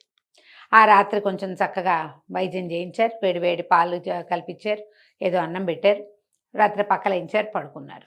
ఒక పూటైనా ఆగితే తెల్లారేసరికి జ్వరం వచ్చేస్తుంది దెబ్బలు తగిలితే. 2 రోజులు 3 రోజులు ఉన్నారు వాళ్ళ ఇంట్లోనే.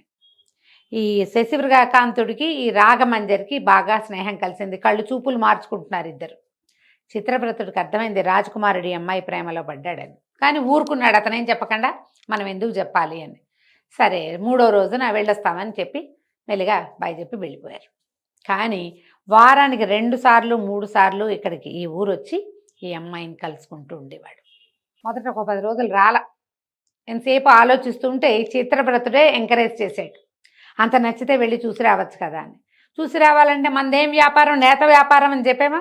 ఇప్పుడు అందుకని చీరలు, ఆడపిల్లలు పెట్టుకునే కాళ్ళకి పెట్టుకునే మువ్వల పట్టీలు, అవి వెండితో చేసినవి ఆభరణాలు అవి పట్టుకుని వెళ్ళి ఇదిగో గిఫ్ట్ అని ఇచ్చేసి ఆ వంకన మొదలుపెట్టాడు. ఇక వారానికి 2 సార్లు 3 సార్లు వెళ్ళి ఏదో తోటలో కలుసుకునేవాడు. అప్పుడప్పుడు వాళ్ళ ఇంటికి వెళ్ళి వాళ్ళని కూడా మేము వ్యాపారం పని మీద వచ్చామని చెప్పొచ్చుగా, మంచినీళ్ళు తాగొచ్చు, మజ్జిగ తాగొచ్చు, ఓ పూట భోజనం చేయొచ్చు. వాళ్ళ అమ్మాయిని రక్షించాడు కాబట్టి వాళ్ళు పెద్దగా అపార్థం ఏమి చేసుకోరు. ఇలా తిరుగుతూ వస్తున్నాడు. ఒక్కసారి కూడా తను రాజకుమారుణ్ణని చెప్పలే. ఈ ప్రేమ కథ నడుస్తుంది. ఈ మహేంద్ర భూపతి మా కాంభోజ రాజ్యంలో రాజుగారు ఒక భార్యను చంపేశాడా, ముందు 3 పోయారు, అందరినీ పెళ్లి చేసుకున్నాడు, 3 బ్యాలెన్స్ ఫినిష్ చేశాడు. ఇప్పుడు ఒక అమ్మాయిని చంపేశారు, లావణ్య, ఆమెను సంహరించారు. ఆమె ప్లేస్లోకి ఇంకొక రాణి గారి కోసం వెతుకుతున్నారు. వీళ్ళు ఏమనుకున్నారంటే రాజు ఇంకో ప్రయత్నం చేస్తున్నాడు. పెళ్లి ప్రయత్నంలో ముమ్మరంగా ఉన్నాడు మొదట. తర్వాత ఎవరితోనో చేసుకుంటాడు ఓ పిల్లని. 1 రోజుల పాటు ఆవిడకి చుక్కలు చూపించి ఆ అమ్మాయితోటే ఉంటాడు, మన జోలికి రాడు. ఈ 1 రోజులు ఆయన వాళ్ళ ఇంటికే వెళ్తాడు. ఈ దండోరా మోగటము, ఆయన రావటము, దుందుబులు మోగటం, ఎవరింటికి వస్తాడో అని వెయిట్ చేయటం ఏమీ లేదు. ఫస్ట్ ఎవరిని చేసుకుంటే ఇక వాళ్ళ ఇంటికి, ఈ కొత్తగా ఎవరిని చేసుకుంటే వాళ్ళ ఇంటికి వెళ్తాడు. అది అట్లా చేశాడు. ఇప్పటికి 2-3 సార్లు జరిగింది. వీళ్ళందరికీ తెలిసిపోయి మనం ఒక ప్యాటర్న్ ఫాలో అవుతున్నాం అనుకో, చుట్టుపక్కల వాళ్ళకి తెలిసిపోతుంది కదా వీళ్ళు. కాబట్టి మన జోలికి రాడు, మన ప్రయత్నం మనం చేసుకుందాం అనుకున్నారు. వీళ్ళు ఎవ్వరూ ఆ ప్రయత్నాలు మానల. ఎవరో ఒక స్నేహితుల్ని లోపలికి రప్పిస్తూనే ఉన్నారు. రకరకాలుగా జాగ్రత్త పడుతున్నారు అంతే. ఎక్కడ లూప్ హోల్ దొరుకుతుందా అని చూస్తున్నారు. అయితే వీళ్ళలో ఏంటంటే చెలికత్తెలకి విపరీతంగా డబ్బులు ఇస్తారు. వాళ్ళేగా మేనేజ్ చేయాల్సింది. వాళ్ళు మేనేజ్ చేయాలి. అయితే ఏమైందట, రాజుగారు పెళ్లి సంబంధాల కోసం ఊరి మీద పడ్డారు. గూఢచారులంతా ఊరి మీద పడితే ఊళ్ళో జనం కూడా ఎప్పుడైతే ఈయన ఇంక మళ్ళీ పెళ్లి కూతురుని చూస్తున్నాడు, వాళ్ళకి తెలిసిపోయింది లావణ్యని సమ్మరిచ్చాడంటే 30వ అంక పూరించడానికి రోడ్డును పడతాడు రాజు అని, ఊళ్ళో పడతాడు అని. ప్రతి వాళ్ళు మాకు పిల్ల ఉందని చెప్పద్దని చుట్టుపక్కల ఇళ్ళని కూడా మేనేజ్ చేసేసుకున్నారు. చుట్టుపక్కల వాళ్ళని కూడా చెప్పనివ్వలేదు. ఇక అందమైన ఆడపిల్లలు ఎవరింట్లో ఉన్నారు అని అన్ని ఊళ్ళు, పైగా ప్రతి ఊళ్ళోనూ పత్తేదారులు ఉన్నారు. ఒక వ్యాపారస్తుడి కూతుర్ని చూశారు, కుందనవల్లి అమ్మాయి పేరు. నిజంగానే అది కుందన బొమ్మ ఆ పాప. అయితే రాజు తండ్రి ఏమో ఒప్పుకోలేదు, బంధువులేమో తిరగబడ్డారు. ఇమ్మని మేమేమో అసలు రాజు మాకు వర్ణ సంకరం అవుతుంది, మేమేమో వ్యాపారస్తులం, నువ్వేమో రాజువి, నీకు ఇవ్వడానికి మాకు కుదరదన్నారు. వర్ణ సంకరం ఎక్కడవుతుంది, రాజుకు అసలు సంతానమే కలగదు, అదేగా పాయింట్ ఇక్కడ. అయితే ఈయన సైనికులను తీసుకుని వాళ్ళ మీద పడ్డాడు. యథాశక్తి యుద్ధం చేశారు. పెళ్లి కుమార్తె తండ్రిని కూడా సంహరించి పిల్లని తెచ్చుకున్నారు. కుందనవల్లిని తెచ్చారు, బ్రహ్మాండంగా పెళ్లి చేసుకున్నారు. కుందనవల్లి తండ్రి చనిపోయాడని బాధగానే ఉంది, కాకపోతే కొంచెం ఆకాశంలోనే ఉంది. రాజుగారు ప్రతిరోజు పాదాక్రాంతుడిగా ప్రవర్తిస్తూ ఉండటంతో నెల గడిచింది.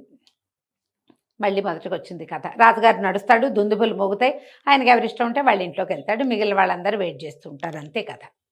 ఈ నెల తర్వాత ఈ కుందనవల్లికి ఏమనిపించింది, ఇంక ఈయన తర్వాత నెలకొక్క రోజు వస్తుంది నాకు సమయం ఇతనితోటి, వస్తే వస్తుంది, రాకపోతే రాకపోదు. నేనెందుకు వీడి కోసం, వీడు మా నాన్నని చంపేస్తే ఇతని పట్ల, భర్త పట్ల నేను లాయల్గా ఎందుకు ఉండాలి? ఇదేం మనకు ఆ కులం కాదు, మన జాతి కాదు, మన గోత్రం కాదు, నేను లాయల్గా ఉండను, నా దారిని నేను ఎవరో ఒకళ్ళని వెతుకుతాను. తెలివిగలదా అమ్మాయి, చిన్నపిల్లే 17-18 ఏళ్ళు ఉంటాయి. వచ్చి ఒక్కొక్క అందరు రాణులతోటి ఫ్రెండ్షిప్ చేసింది. మాళవికతో చాలా స్నేహం చేసింది. ఎంత స్నేహమో మాళవికతో. ఆ అమ్మాయి చెప్పింది, నేను ఇంకా రాజు కోసం వేచి ఉండను, నా ప్రయత్నం నేను చేసుకుంటాను. ఇక్కడ సారంగని ఒక తెలివైన చెలికత్తి ఉంది, అది అందరు రాణుల దగ్గర డబ్బులు సంగ్రహిస్తుంది. వీళ్ళకి ఏంటంటే నెలసరి ఖర్చులకి రాజు డబ్బిస్తాడు. అయితే అందులో సగం చెలికత్తలకే వెళ్తాయి. కుందనవల్లి అయితే ₹1 ఎంచుకోవట్ల, అందరు చెలికత్తల మీద పనిచేస్తుంది. ఈ మొత్తం రాణుల చెలికత్తలందరూ కుందనవల్లి డబ్బు తినేవాళ్ళే. ఆ అమ్మాయికి పుట్టింట్లో చాలా డబ్బు ఉంది, ఆస్తిపరుల అమ్మాయి కదా, తండ్రి కూడా చనిపోయాడు, వాళ్ళకి చాలా పెద్ద ఆస్తే వస్తుంది, దానికి అసలు డబ్బు అంటే లెక్కే లేదు. ఈ రాజు మీద రివెంజ్ మాత్రమే ఉంది. భర్తల మీద రివెంజ్ తీర్చుకోవాలంటే ప్రధానమైన పద్ధతి ఏంటి, ఆడవాళ్ళు అవలంబించేది ఇంకొక మగవాడిని వెతకటం. ఈ అమ్మాయి ఆ పని మీద ఉంది. ఈ కుందనవల్లి ఎలాంటి ప్లాన్ చేసిందంటే, ఆ అమ్మాయి దగ్గరికి రోజు ఎవరో ఒకళ్ళు వస్తున్నారన్న వార్తలు తెలుస్తున్నాయి మిగిలిన రాణులకి. ఎలా చేస్తోంది, ప్రాణభయం లేదే దీనికి. ఈ రాణుల వెనకాల, వాళ్ళు ఉన్న బిల్డింగులకి వెనకాలన్న ప్రహరీలో ఒక పగులుంది. ఈ అమ్మాయి ఒక్కొక్క చెలికత్త చేత ఒక్కొక్క ఇటుక చొప్పును తీయించి ఒక మనిషి దూరేంత సందు చేయించింది అక్కడ. దానికి యువతల ఉన్న చెట్లని, కుండీలని, మామూలు చెట్లు కాకుండా కొన్ని కుండీలు పెట్టించింది. పైన పహరా తిరిగే వాళ్ళకు కూడా కుండీలు మొక్కలు కనపడతాయి, కానీ దాని కింద నుంచున్నవాడు కనపడ్డాడు. సరిగ్గా ఈ జైళ్ళల్లో లైట్లు తిరుగుతుంటే, లైట్ వెనకాలే నడుస్తుంటే కనపడం కదా, అట్లా పహరా తిరిగే సమయాన్ని పరిహరించి జాగ్రత్తగా రావడం ప్లాన్ చేసుకున్నారు. ప్రతిరోజు ఎవరో ఒకళ్ళు వస్తూనే ఉన్నారు లోపలికి. మిగిలిన రాణులకి మంటగా ఉంది, ఇది హాయిగా ఎంజాయ్ చేసేస్తోంది అనిపించేస్తోంది. అది తప్పే, చేయకూడని పని. ఏమనాలంటే కాలు జారటం అనే అనాలి దాన్ని. కానీ రాజు మీద పగ సాధించేది ఎట్లా? వాళ్ళెవరూ సంతోషంగా పెళ్లి చేసుకోలే ఆయన్ని, దాని మీద పగ సాధించాలంతే. ఈ అమ్మాయి కోసం ప్రతిరోజు ఎవరో ఒకళ్ళు వచ్చేవాళ్ళు. ఏ రాణితో అయినా మాట్లాడితే నీకు కావాలా అని కూడా అడిగేది, కావాలంటే నీకు దగ్గరికి పంపిస్తా, అంత గట్టిదన్నమాట. అయితే ఈ మంత్రి గారు ఏం చేశారు, ఈ రాణులు ఇలా దుశ్చర్యకు పాల్పడకుండా ఉండాలంటే వీళ్ళని దేవాలయానికి పంపించు చెప్పాడు. అక్కడికి పంపిస్తూ ఉంటే కాస్త రోజు వెళ్తూ ఉంటారు, రోజు కాదు వారానికి 2 సార్లు 3 సార్లు వెళ్తే అప్పుడు వాళ్ళకి ఏమవుతుంది, కొంచెం దైవము కృష్ణారామ అని దుశ్చర్యలకు పాల్పడకుండా ఉంటారు. అది వీళ్ళకి ఇంకో తెలివి వచ్చింది. ఆ దేవాలయం వెనకాల పెద్ద తోట ఉంది. రాణులందరూ గుళ్ళోకి వెళ్తే ఇంకా ఎవ్వరూ రాకూడదు గుళ్ళోకి. ఈ చెలికత్తెలు ఆ తోట వెనకాల భాగం నుంచి మగవాళ్ళని ప్రవేశపెట్టడం మొదలుపెట్టారు. ఇది చేయదలుచుకుంటే ఇక ఆడవాళ్ళని మించింది లేదు ఆ విషయంలో. అయితే ఏమైందంటే ఈ వీరవల్లుడు ఉన్నాడు కదా, విమలకి చాలా భయంగా ఉంది. విమలలో నళినో తన పేరు, మొదట చెలికత్తే ఫస్ట్ దెబ్బతింది కదా. ఆ అమ్మాయికి ఏముంది అనిపించిందంటే వాడు వచ్చి రాజుకి తన మీద చెప్తాడేమోనని చూసింది కొద్ది రోజులు. వాడు ఎందుకు రాలేదో ఈ అమ్మాయికి అర్థం కాల. వాడు సమయం కోసం వేచి ఉన్నాడు. రాణుల చెలికత్తెల్ని వాళ్ళని అటకాయిస్తే కుదరదు, వాళ్ళ దారికి వెళ్ళకూడదు. ఇలా చేశారని చూపించాలి రాజుకి, ప్రూఫ్ ఉండాలి. అంతకంటే లేవు. అమ్మాయి బయటికి వెళ్ళిందనడానికి ప్రూఫే లేదు ఇక్కడ. నేను చూశానని చెప్తే ఇక్కడ కూడా ఒక ప్రూఫ్ ఉండాలిగా, నేను అక్కడ చూశాను నువ్వు ఎవరిని చూసావో అంటారు. అంతేగా. వాడు సమయం కోసం వేచి ఉండి ఎప్పుడైతే ఈ రాణులందరూ ఇక్కడికి వస్తున్నారో ఆ సమయాన్ని పెట్టుకున్నాడు. అయితే ఈ చెలికత్తెల్లో సారంగి అని ఒకటి ఉంది కదా, ఈ సారంగికి ఈ మాళవిక వీళ్ళంతా డబ్బులు ఇచ్చారు, మేము దేవాలయానికి వెళ్తాం, మా కోసం ఒక్కొక్కళ్ళ కోసం ఒక్కొక్క మనిషిని పట్టుకున్నాం. ఎవరేం చేశారు, ఈ మాళవిక కోసం ఒక కుర్రాన్ని పట్టుకుంది. అమ్మ ఏది బజార్ల వెంట తిరుగుతూ ఆడపిల్లల వైపు చూస్తున్న కుర్రాళ్ళని పట్టుకుని వాటితో మాట్లాడి నీకు మంచి అద్భుతమైన సౌందర్య రాశిని పరిచయం చేస్తానని పిలిచి వాడికి విషయం చెప్పింది. రాణిగారు అనగానే వాడు హడిలిపోయాడు. అమ్మ బాబాయ్ని, ఏం భయం లేదు నీకు, చాలా సేఫ్గా అవుతుంది, ఒక్కసారి నువ్వు వచ్చి ఆమెతో స్నేహం చేస్తే నువ్వు ఎప్పుడు కావాలంటే అప్పుడు నేను ఆమె దగ్గరికి నేను తీసుకెళ్తా అంటే ఒప్పుకున్నాడు కుర్రాడు. ఒప్పుకుంటే ఆ అబ్బాయిని ఏం చేసింది సారంగి కరెక్ట్గా తోటకి తీసుకొచ్చింది. వీళ్ళు దేవాలయానికి వెళ్ళారు. దేవాలయంలో పూజలు మంత్రి గారి ఉద్దేశం ఏంటి, పూజ గీజ చేస్తే వాళ్ళకి బుద్ధి వస్తుంది అనుకున్నాడు. కాదు, పూజ తర్వాతే వీళ్ళు ఈ ఆలోచన చేశారు. మరి వాళ్ళకి అక్కడ జైలు వాళ్ళు ఉన్నది, దొరికిందే అవకాశం. ఎప్పుడైతే వీళ్ళు ఈ దాంట్లోకి తోటలోకి వెళ్ళారో ఆ కుర్రాన్ని ప్రవేశపెట్టారు. ఆ అబ్బాయితో ఉండగానే ఈ వీరవల్లుడు ఉన్నాడు కదా, వీరమల్లుడు మొట్టమొదట ఈ అమ్మాయిని అటకాయించిన గూఢచారి వాడు పట్టేసుకున్నాడు, సారంగిని పట్టుకున్నాడు. పదా నీ సంగతి చూస్తాననేసరికల్లా ఈవిడేమంది, సారంగి ఏమంది, అసలు నువ్వు ఎట్లా వచ్చావు, ఇక్కడ రాణులందరూ ఉంటే నువ్వు రాకూడదు, అసలు కేవలం వాళ్ళ సైనికులు అందరు ముసలి వాళ్ళు ఉన్నారు, గుంపు వాళ్లే ఉండాలి, అసలు కుర్రాళ్ళు రావడానికి వీలు లేదు, పైగా నువ్వు గూఢచారివి, నువ్వు ఎందుకు వచ్చావంటే మీ సంగతి రాజు దగ్గర చూపిస్తానంటాడు వాడు. సారంగి ఊరుకోలే, కత్తి తీసి నీకు డబ్బు ఇస్తాను, డబ్బులు పుచ్చుకుని వెళ్ళిపో, లేదా యుద్ధం చేయి. వీడేమన్నాడు, నేను డబ్బు తీసుకోను, యుద్ధము చేయను, రాజుకే చెప్తా. రాజుకే చెప్తా. రాజుకి చెప్పకూడదంటే ముందు రాణి కావాలి, తర్వాత నువ్వు కావాలి, ఒప్పుకోమన్నాడు. ఆ అమ్మాయి ఒప్పుకోలేదు. గూఢచారులతోటి కుదరదు, ఇలా బెదిరింపులకు పాల్పడితే అసలు కుదరదు, నీకు సులువుగా లోపలికి వచ్చేందుకు మార్గం ఉన్నవాడని మేము ఒప్పుకోము, వాడెవడో మాకు తెలియకుండా ఉండాలి, అదే మాకు కుదిరే వ్యవహారం, కాబట్టి కత్తి తీయమంటే ఇద్దరు కలిసి ఆపేడా యుద్ధం చేశారు. సారంగి ఆ వీరమల్లుడు చాలా గట్టివాడు, సరిపోలేదు, ఇంచుమించు ఆమెను కిందకి పడదోసేసి మెడ మీద కత్తి పెట్టేశాడు. ఇంతలో వెనక నుంచి ఒక పిడిబాకొచ్చి వీరమల్లుడి వీపులో దిగింది, గట్టిగా తగిలింది. వెనక నుంచి గట్టిగా విసిరేరు ఎవరో, అది వీపులో దిగేసరికల్లా ఏముంది, వీపులో నుంచి వస్తే హార్ట్గా కదా తగిలేదు. పెద్ద కేక పెట్టి విరుచుకు పడిపోయాడు. అడిలిపోయారు మాళవిక సారంగి, మహారాణి మాళవిక, చెలికత్తె సారంగి. వెనక చూస్తే వెనకాల నిలబడి ఉన్నాడు రుద్రసేనుడు. ఈయన చంద్రగిరి ప్రాంతం నుంచి పన్నులు వసూలు చేసే అధికారి. సైన్యాల్లోనే అధికారులు కొంతమంది ఉంటారు కదా, చంద్రగిరి ప్రాంతంలో చేస్తాడు అతను. ఆయన ఎందుకు వచ్చాడో వీళ్ళకి అర్థం కాదు. ఆయన ఇలాంటి పరిస్థితుల్లో ఉండవలసిన పోస్ట్ కాదు అయింది. అమ్మ ఏం చేసింది, వెంటనే ఆ కుర్రాడి వైపుకి తిరిగి కుర్రాడిని తీసుకొచ్చిందిగా, అబ్బాయి ఇక్కడి నుంచి వెళ్ళిపో, మళ్ళీ ఈ ప్రయత్నం చెయ్యొద్దు, ఎవ్వరికి నువ్వు చూసుని చెప్పొద్దు, నువ్వు మాట్లాడేవా చచ్చిపోతావు, ముందు నువ్వు నోరు మూసుకొని నీకు దొరికిన అనుభవం చాలు, ఇంకొకసారి ఈ ప్రయత్నం కూడా చేయొద్దు, వెళ్ళిపో అని చెప్పింది. ఆ కుర్రాడు ఒక్క పరుగు తీశాడు. వాడి కంట ఎదురుకుండా ఇంతలా మనిషి చచ్చిపోతే భయం ఏదు. మాళవిక జాలిగా చూసింది, ఆ చచ్చిపోయి కింద పడి చచ్చిపోయాడా, పోతే పోయాడమా, ఇలాంటి వాళ్ళు పోవాల్సిందేనని ఆయన దగ్గరకు వచ్చాడు. సారంగి ఆయనకి దండం పెట్టింది. అతనేమో మహారాణికి అభివాదం చేశాడు. సారంగి అడిగింది, మీరు ఇక్కడికి ఎట్లా వచ్చారు ప్రభు అని అడిగింది. నేను దారిలో మేము చంద్రగిరి నుంచి వస్తుంటే దేవాలయానికి మహారాణులందరూ వచ్చారని ఇక్కడ ఇది పహరా కింద బయట ఏర్పాటయి ఉంది. ఈ పహరా ఏర్పాటైతే ఈ రాణిగారి సైనికుల వెనకాల వీరమల్లుడిని కనపడేసరికి నాకు ఆశ్చర్యం వేసింది. రాణుల సైనికులంతా ఎవరు, బయట నుంచి ఉండే వాళ్ళు యువకులే, లోపలికి వెళ్ళే వాళ్ళంతా వృద్ధులు. వీడెట్లా వెళ్తున్నాడు వీళ్ళ వెనకాల, ఎవరినో మంచి చేసుకుని లోపలికి వస్తున్నాడు వాడు. ఎవరినైనా బెదిరించడానికి వస్తున్నాడేమో అని నాకు అనిపించింది. నేను ఉండటానికి మహారాజు గారి సైనికుడుగా అంటే అధికారిగా ఉన్నాను, కానీ రాజుకి నా అంత బద్ధ విరోధి ఇంకొకటి లేడు. వాడి వల్ల నా కూతురు చనిపోయింది. ఓహో.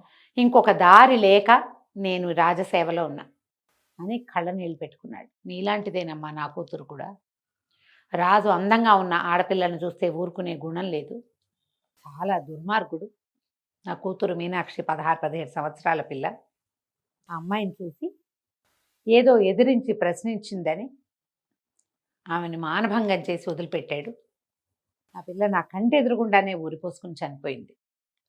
మీనాక్షి నా కూతురని రాజుకు తెలీదు. పిల్లల్ని దాచుకునే దౌర్భాగ్య స్థితి ఈ దేశంలో.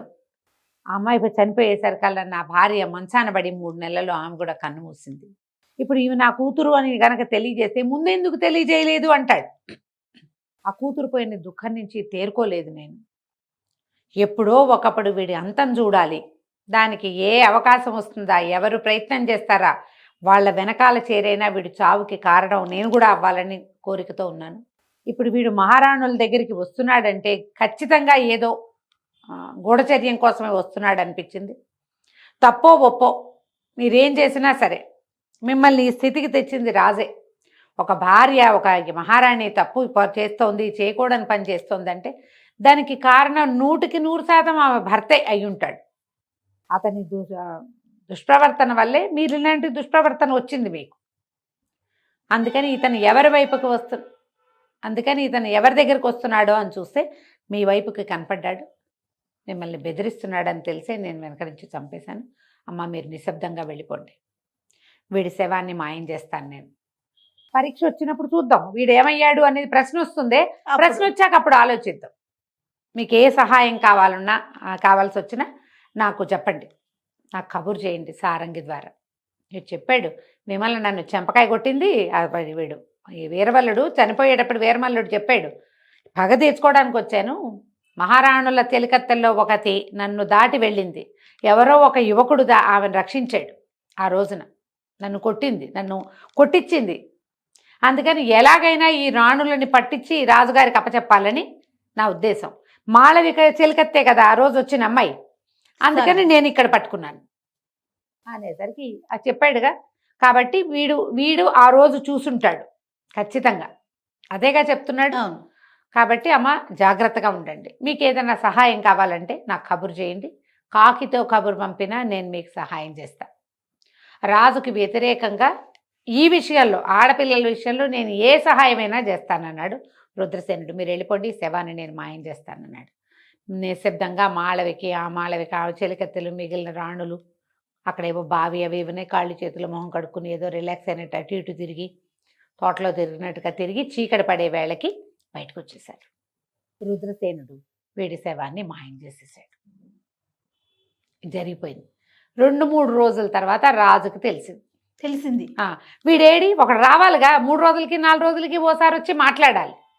గూఢచారులు అందరు రావాలి, అందరు వస్తున్నారు, వీడు రాల. వీరమల్లుడు ఏమయ్యాడు, అందరూ ఏం చెప్తారు, ఈ అమ్మాయి వెళ్ళింది శ్రీపురం అడవిలో, శ్రీపురానికి వెళ్ళి అక్కడ ఉండాలి. అక్కడ ఏం జరిగింది, అక్కడికి ఎవరు వచ్చారు అంటే ఎవరో వచ్చారు, కానీ అక్కడికి గుర్రాలతోటి 2 యువకులు వచ్చారన్న ఒక వార్త ఉంది. ఎవరు ఏంటని తెలీదు. ఆ తర్వాత వీరమల్లుడు ఏమయ్యాడు అనేది ఎవరికీ తెలియదు. ఒకసారి చూసామన్నారు, మధ్యలో ఏవో వార్తలు వచ్చినాయి వాడి దగ్గర నుంచి, కానీ ఈ వీడి సంగతి వాళ్ళకి తెలియలే. శవం కనపడలేదు కదా, బాడీ లేకపోతే అసలు తెలియదు. రాజు కొంచెం చింతాక్రాంతుడుగానే ఉన్నాడు. రెగ్యులర్గా వార్తలు తెచ్చే గూఢచారుల్లో ఒకడు రాకపోవటం ఏమిటి అని ఆలోచిస్తున్నారు. ఇంతలో ఏమైందంటే ఈ కదంబ రాజ్యంలో ఒక తగాదా వచ్చింది. ఈ తగాదా ఏమిటి, ఒక శెట్టి గారు తన అల్లుడిని తీసుకొచ్చాడు రాజుగారి దగ్గరికి. పెద్ద తీర్పు, దానికి ఏం చేయాలో తెలియని ఒక స్థితి వచ్చింది. ఏమిటి ఆ తీర్పు, ఆ రోజు ఏం జరిగింది, రాజుగారు మంత్రి అందరూ సభలో ఉండగా ఓ శెట్టి తన అల్లుడు, ఒక యువకుడైన అల్లుడిని తీసుకొచ్చాడు. వీడు మా అమ్మాయికి అన్యాయం చేశాడు. పక్క రాజ్యంలో చంద్రగిరి రాజ్యంలో, అంటే ఇప్పుడు అది ఉంది కదా కాంబోజ రాజ్యంలో అన్ని ఊళ్ళు ఉన్నాయి. ఆ ఊర్లో ఒక వేశ్యతోటి సంబంధం పెట్టుకున్నాడు మా అల్లుడు. మా అమ్మాయి బంగారం అంతా తీసుకెళ్ళి దానికి ఇచ్చాడు. ఇక్కడ ఎంత వ్యాపారం చేస్తున్నా ఎంతో కొంత పట్టుకెళ్ళి అక్కడ ఇచ్చేస్తున్నాడు. వ్యాహ్యాళి కానీ సాయంత్రం వెళ్తాడు, 3 రోజుల దాకా రాడు. నా కూతురుకి అన్యాయం జరుగుతోంది, దీనికి సమాధానం చెప్పండి. వీడికి ఏదైనా చెప్పి న్యాయం చేయమన్నారు. రాజు మంత్రి అతన్ని ప్రశ్నించారు, శెట్టి గారు అల్లుండి హరిహర శెట్టి. ఏమిట్రా నాయనా నీ సంగతి ఏమిటి అంటే, ఇతను క్షమించండి నేను పొరపాటే చేశాను, మన పక్క రాజ్యం ఉంది కదా ఈ కాంబోజ్ రాజ్యంలో రాజుగారు బహుభార్యాత్వం కలిగిన వాడు, ఆయనకి 30 మంది భార్యలు ఉన్నారు. ఒక రాజు తన సంపద వల్ల 30 మంది భార్యల్ని మెయింటైన్ చేస్తూ ఉంటే నాకు కూడా సంపద ఉంది, నేను ఎందుకు ఇద్దరిని మెయింటైన్ చేయకూడదు అనిపించింది నాకు. అందుకని మన రాజ్యంలో కాకుండా ఆ రాజ్యంలో నుంచి, ఆ రాజ్యంలో స్త్రీలు కూడా ఇలా బహుభార్యలు ఉన్న వాళ్ళకి భార్యలుగా వెళ్ళడానికి సిద్ధంగానే ఉంటారు. అందుకని అక్కడ పెట్టుకున్నా. వ్యాపార పని మీద వెళ్ళినప్పుడల్లా ఆమెను కలుసుకుంటాను, నేను అక్కడే డబ్బిస్తున్నాను అని చెప్పాడు. ఈ రాజుగారు గట్టిగా బెదిరించాడు, నీ వ్యాపారం బంద్ చేయిస్తాము, మీకు అదేదో బయట నుంచి వచ్చే వస్తువులు రానివ్వము. ఇలా బెదిరించేసరికి అతను అన్నాడు, ఇంకెప్పుడు చేయను, నన్ను క్షమించండి అది ఇది అన్నాడు. అనేసరికల్లా సరే. రాజుగారు ఏమన్నారు, ఇక ఇవాళతోటి సరి, నీ రెండో భార్యగా ఆ ఊర్లో ఉన్న అమ్మాయికి 10,000 వరహాలు ఇచ్చిరా, ఇదే ఆఖరు, ఇక మళ్ళీ వెళ్ళడానికి వీల్లేదు. నువ్వు రాజ్యం దాటినట్టు, నువ్వు ఒక్కడివే దాటినట్టు కానీ అవతల రాజ్యంలో ఒక రోజు నిద్ర చేసినట్టు కానీ తెలిస్తే శిరచ్ఛేదమే నీకు. ఒప్పుకున్నాడు. వాళ్ళ మామగారు ఏమన్నాడు, అయ్యో ఇప్పటికి 1,00,000 వరహాలు ఇచ్చాడండి అంటే, ఇచ్చినా సరే ఇది ఫైనల్ సెటిల్మెంటు, చిన్న వస్తువు చిన్న చిన్న వస్తువులుగా చిన్న మొత్తాలుగా ఇచ్చాడు, ఇక రాము అని చెప్పి ఇచ్చేసి వస్తాడు. ఇతనితో పాడిన ఒక సైనికుడిని పంపించండి, ఆ వాకిట్లో కూర్చోటం, ఆ వస్తువు అప్పచెప్పటం, డబ్బులు అప్పచెప్పటం, ఆమెకి రామ్ చెప్పేయటం, ఆమె కట్టుకున్న భార్య కాదు కాబట్టి ఈ డబ్బుతోటి ఇంకా నేను రానని చెప్పి నువ్వు రాత్రికి వెనక్కి వచ్చేసేయాలి అని ఒప్పుకున్నారు. ఇది అయిపోయాక రాజు మంత్రి ఇద్దరు ఆలోచించడం మొదలుపెట్టారు. ఏంటంటే, ఈ మాట ఎప్పుడైతే ఈ శెట్టి గారు చెప్పాడో, రాజ్యంలో ఈ గూఢచారులు 2-3 వచ్చారు వీళ్ళ దగ్గరికి. మన ఊళ్ళో కూడా 2 పెళ్ళిళ్ళు 3 పెళ్ళిళ్ళు చేసుకోవాలన్న అభిలాష కలిగిన వాళ్ళు పెరిగిపోతున్నారు. పక్క రాజ్యాన్ని చూసి వాళ్ళంతా చేస్తున్నారు, మనం ఎందుకు చేయకూడదు అని. మనం వాళ్ళ రాజ్యంలో పద్ధతికి మనమేం చేయలేము, మనమేం చేస్తాము, మనం చేయలేము. మన రాజ్యాన్ని కట్టడి చేయాలంటే ఒక పని చేద్దామని మర్నాడు పెద్ద అనౌన్స్మెంట్ చేశారు. బాగా ఆలోచించుకున్నారు వీళ్ళు. ఎవరైనా సరే పక్క రాజ్యంలో అడుగు పెడితే 20 కొరడా దెబ్బలు విధిస్తాము, ఆ రాజ్యానికి వెళ్ళకూడదు. బహుభార్యత్వం అసలు లేదు మనకేంటంటే ఏకవత్ని వ్రతమే ఉండాలి మనకి. మొదటి భార్యకి పిల్లలు పుట్టకపోయినా, తీవ్రమైన అనారోగ్యం ఉన్నా, మరణించినా రెండో పెళ్లి చేసుకోవచ్చు. కానీ ఆమెకి పిల్లలుండి ఆరోగ్యంగా ఉంటే ఈ రెండో పెళ్ళి, రెండో భార్య, రెండో వ్యవహారం కుదరదు, ఇది మన రూల్ అని రాయించేశారు. ఇప్పుడు ఏమైంది, పక్క రాజ్యంలో అడుగు పెట్టంగానే 20 కొరడా దెబ్బలు పడతాయంటే, యువరాజు వారానికి 3 సార్లు వెళ్తాడు. 3 సార్లు వెళ్తున్నాడు శశికాంతుడు ఆ అమ్మాయిని కలుసుకోవడానికి, రాగమంజరిని కలుసుకోవడానికి. ఎప్పుడైతే ఇది బయటకు వచ్చిందో యువరాజు నిర్ఘాంతపోయాడు. ఇప్పుడు ఏమని వెళ్ళను, నేను ఎలా వెళ్ళాలి, యువరాజే చేస్తే తప్పు, చిత్రవ్రతుడు వద్దన్న ఇతను బాగా ఆలోచించుకున్నాడు. ఏమన్నాడంటే, దీనికి మూలఛేదం చేయాలి, పక్క రాజ్యంలో అడుగు పెట్టకూడదంటే మన వ్యాపార సంబంధాలు ఏమవుతాయి, పైగా పక్క రాజ్యంలో ఉన్నదాన్ని చూసి మన రాజ్యంలో వాళ్ళు చెడిపోతుంటే అసలు ఆ రాజ్యంలో పరిస్థితి ఏమిటి, ఆ రాజ్యంలో మగవాళ్ల పరిస్థితి ఏమిటి, ఆడవాళ్ల పరిస్థితి ఏమిటి. రాజు 30 మందిని చేసుకున్నాడు, ఓ అమ్మాయి బొంగానే మళ్ళీ రోడ్డు మీద పడుతున్నాడు. అలాంటి దౌర్భాగ్యపు రాజును అసలు ఉండనీయచ్చా మన పొరుగున? కాబట్టి దీని మీద ఆలోచించాలి. తర్వాత రాగమంజరికి నిజం చెప్పాల, ఇప్పుడు నేను రాజకుమారుడిని చెప్పి తీరాలి. అంతేగా, బట్టల వ్యాపారి అని చెప్పుకున్నాడు ఇప్పటిదాకా. సరే ఏం చేశాడు చిత్రవ్రతుడు, నువ్వు రావద్దు, నేనే వెళ్తా, నువ్వు వెళ్తే నీకు కూడా పడతాయి దెబ్బలు. సరే ఊరుకున్నాడు. ఈ శశికాంతుడు బయలుదేరి వెళ్ళిపోయాడు. వెళ్ళి ఆ అమ్మాయిని కలుసుకున్నాడు. ఆ అమ్మాయికి నిజం చెప్పేశాడు, నేను మహేంద్ర భూపతి కుమారుణ్ణి, నా పేరు శశికాంతుడే, ఈ రాజ్యానికి కదంబ రాజ్యానికి కాబోయే రాజుని నేను, నీకు రాజులంటే ఇష్టం కాబట్టి నేను నీకు చెప్పలేకపోయా అనేసరికి ముందు కొంచెం కళ్ళనీళ్ళు తిరిగినాయి కానీ అమ్మాయి మెల్లిగా సర్దుకుంది. ఎందుకంటే మహేంద్ర భూపతి చాలా గొప్ప రాజు, ఆయనకు దురభ్యాసాలు దుర్వ్యసనాలు ఏమీ లేవు. రెండోది తన పరమసాహసి, సింహంతో యుద్ధం చేయగలిగిన వాడు. చూసిందిగా ఇలాంటి వాడిని ఎట్లా వదిలిపెట్టుకుంటారు. సరే అమ్మాయి మనసు సర్దుకుంది. నువ్వు యువరాజువైనా ఇంకోటైనా నువ్వు నా మనసు దోచుకున్నావు కాబట్టి నీతో వివాహానికి నేను సిద్ధం అని చెప్పి ఆమెకి చెప్పాక రాజకుమారుడు ఊళ్ళోకి వచ్చేసాడు. రావటం ఏంటి, వెళ్ళి సభలో నుంచి శిక్షను అంగీకరించడానికి వచ్చాను అని అందరూ నిర్ఘాంతపోయారు. ఇదేమిటి ఇంత బుద్ధిమంతుడు, రాజాజ్ఞని మీరుతాడా యువరాజే? నేను ఇలా వెళ్ళవలసి వచ్చింది. పక్క రాజ్యాల్లో ఒక సౌందర్యవతి అయిన అమ్మాయిని ప్రేమించాను నేను చెప్పేశాడు. ఆమెను చూడ్డానికి వెళ్ళాను. ఇక్కడ ఈ పరిస్థితి ఉంది, రాజాజ్ఞ ఇది కాబట్టి నేను నిన్ను కలుసుకోలేను అని చెప్పాలి కదా, అందుకని చెప్పడానికి వెళ్ళా. శిక్ష విధించండి. ఇప్పుడు వెళ్ళి మధ్యలో నుంచి శిక్ష ఏం చేస్తారు? కొరడా పుచ్చుకొచ్చాడు సైనికుడు ఒకడు. క్షమించండి యువరాజా, రాజాజ్ఞని నేను అమలు చేస్తున్నాను అంతేనని 20 దెబ్బలు కొట్టారు. కొట్టాక అప్పుడు యువరాజు మాట్లాడడం మొదలెట్టాడు. పక్క రాజ్యంలో అడుగు కూడా పెట్టకూడదంటే వాళ్ళకి మనకి మధ్యలో ఉన్నవన్నీ అడవులు. ఆ అడవి నుంచే మనకు పుల్లలు వస్తాయి, అక్కడి నుంచే చందనం వస్తుంది, అక్కడి నుంచే పట్టుతోనే వస్తుంది, అక్కడి నుంచే విప్పపు వస్తుంది. చాలా రకాల ఫల వృక్షాలు ఆ అడవుల్లోనే ఉన్నాయి. ఆఖరికి మనం వాడుకునే చింతపండు కూడా మన మధ్యలో ఉన్న అడవిలో నుంచే రావాలి. అడుగు పెట్టకూడదు అన్న మాట చేస్తే వ్యాపారం ఎట్లా నడుస్తుంది? తర్వాత మన రాజ్యంలో చాలా మంది ఆడపిల్లల్ని ఆ రాజ్యానికి ఇచ్చాం. ఆ రాజ్యపు ఆడపిల్లల్ని మనం చేసుకున్నాం. పైగా వాళ్ళకు పండేవి కొన్ని మనకు పండవు, మనకు పండేవి కొన్ని వాళ్ళకి పండవు. బార్టర్ సిస్టమ్ నడిచింది ఇప్పటిదాకా. ఇప్పుడు రావద్దంటే ఎలా కుదురుతుంది? దీనికి ఇంకొక మార్గం ఆలోచించాలి. వెళ్ళొద్దు ఆ ఊళ్ళోకి అంటే కుదరదు. ఈ రాజు అడిగాడంటే నువ్వు రాజాజ్ఞని ధిక్కరిస్తున్నావు అంటే, కాదు ప్రభు, ఆలోచించమంటున్నాను. ఆ ఊరికి వెళ్ళడం కట్టడి చేయటం కాదు, అసలు మూలఛేదం చేయాలి దీనికి అన్నాడు. ప్రజలంతా సాహో సాహో అన్నారు. నిజం, యువరాజు అక్షరాల అదే మాట్లాడుతున్నాడు. ఇప్పుడు ఆ ఊరు వెళ్ళదంటే మా అమ్మాయి ఎక్కడుంది, మేమేం చేయాలనుకుంటున్నారు? ఒక్కొక్కడు అమ్మాయి ఉంది, అల్లుడు ఉన్నాడు, తోడల్లుడు ఉన్నాడు, అత్తగారు ఉన్నారు, స్నేహితులు ఉన్నారు, వ్యాపార సంబంధాలు ఉన్నాయి, కొంతమందికి ఆ ఊళ్ళో పొలాలు ఉన్నాయి. ఏం చేయాలో తెలియని గజిబిజి గందరగోళ స్థితిలో ఉన్నారు. మొదటి రోజే యువరాజు వెళ్ళి దెబ్బలు తింటున్నాడు. ఇప్పుడు రేపొద్దున ఆయనే దెబ్బలు తింటే మనకేం తప్పుతుందా మనకి? కానీ యువరాజు ఏదో చెప్తున్నాడు, ఇది నిజం అని గట్టిగా అందరూ బాగుంది బాగుంది ఆలోచిద్దాం అన్నారు. ఎప్పుడైతే రాజు సరే అన్నాడో యువరాజు ఢామని పడిపోయాడు. 20 దెబ్బలు తిన్నాడు. ఇతను గబగబా చిత్రవ్రతుడు పరిగెత్తుకొచ్చి పడిపోతున్నారు ఆ యువరాజును పట్టుకున్నాడు. ఓ 2 సైనికులు సాయం బట్టి లోపల గదుల్లోకి తీసుకుపోయారు. మరి 20 దెబ్బలు తింటే బాగా తగిలింది ఒళ్ళంతా. ఊడిపోయిన చెండాలన్నిటికీ నెయ్యి రాసి, నూనె రాసి, మందు రాసి, నానా గందరగోళం పసర్లు అవి పెట్టి వైద్యం చేస్తున్నారు.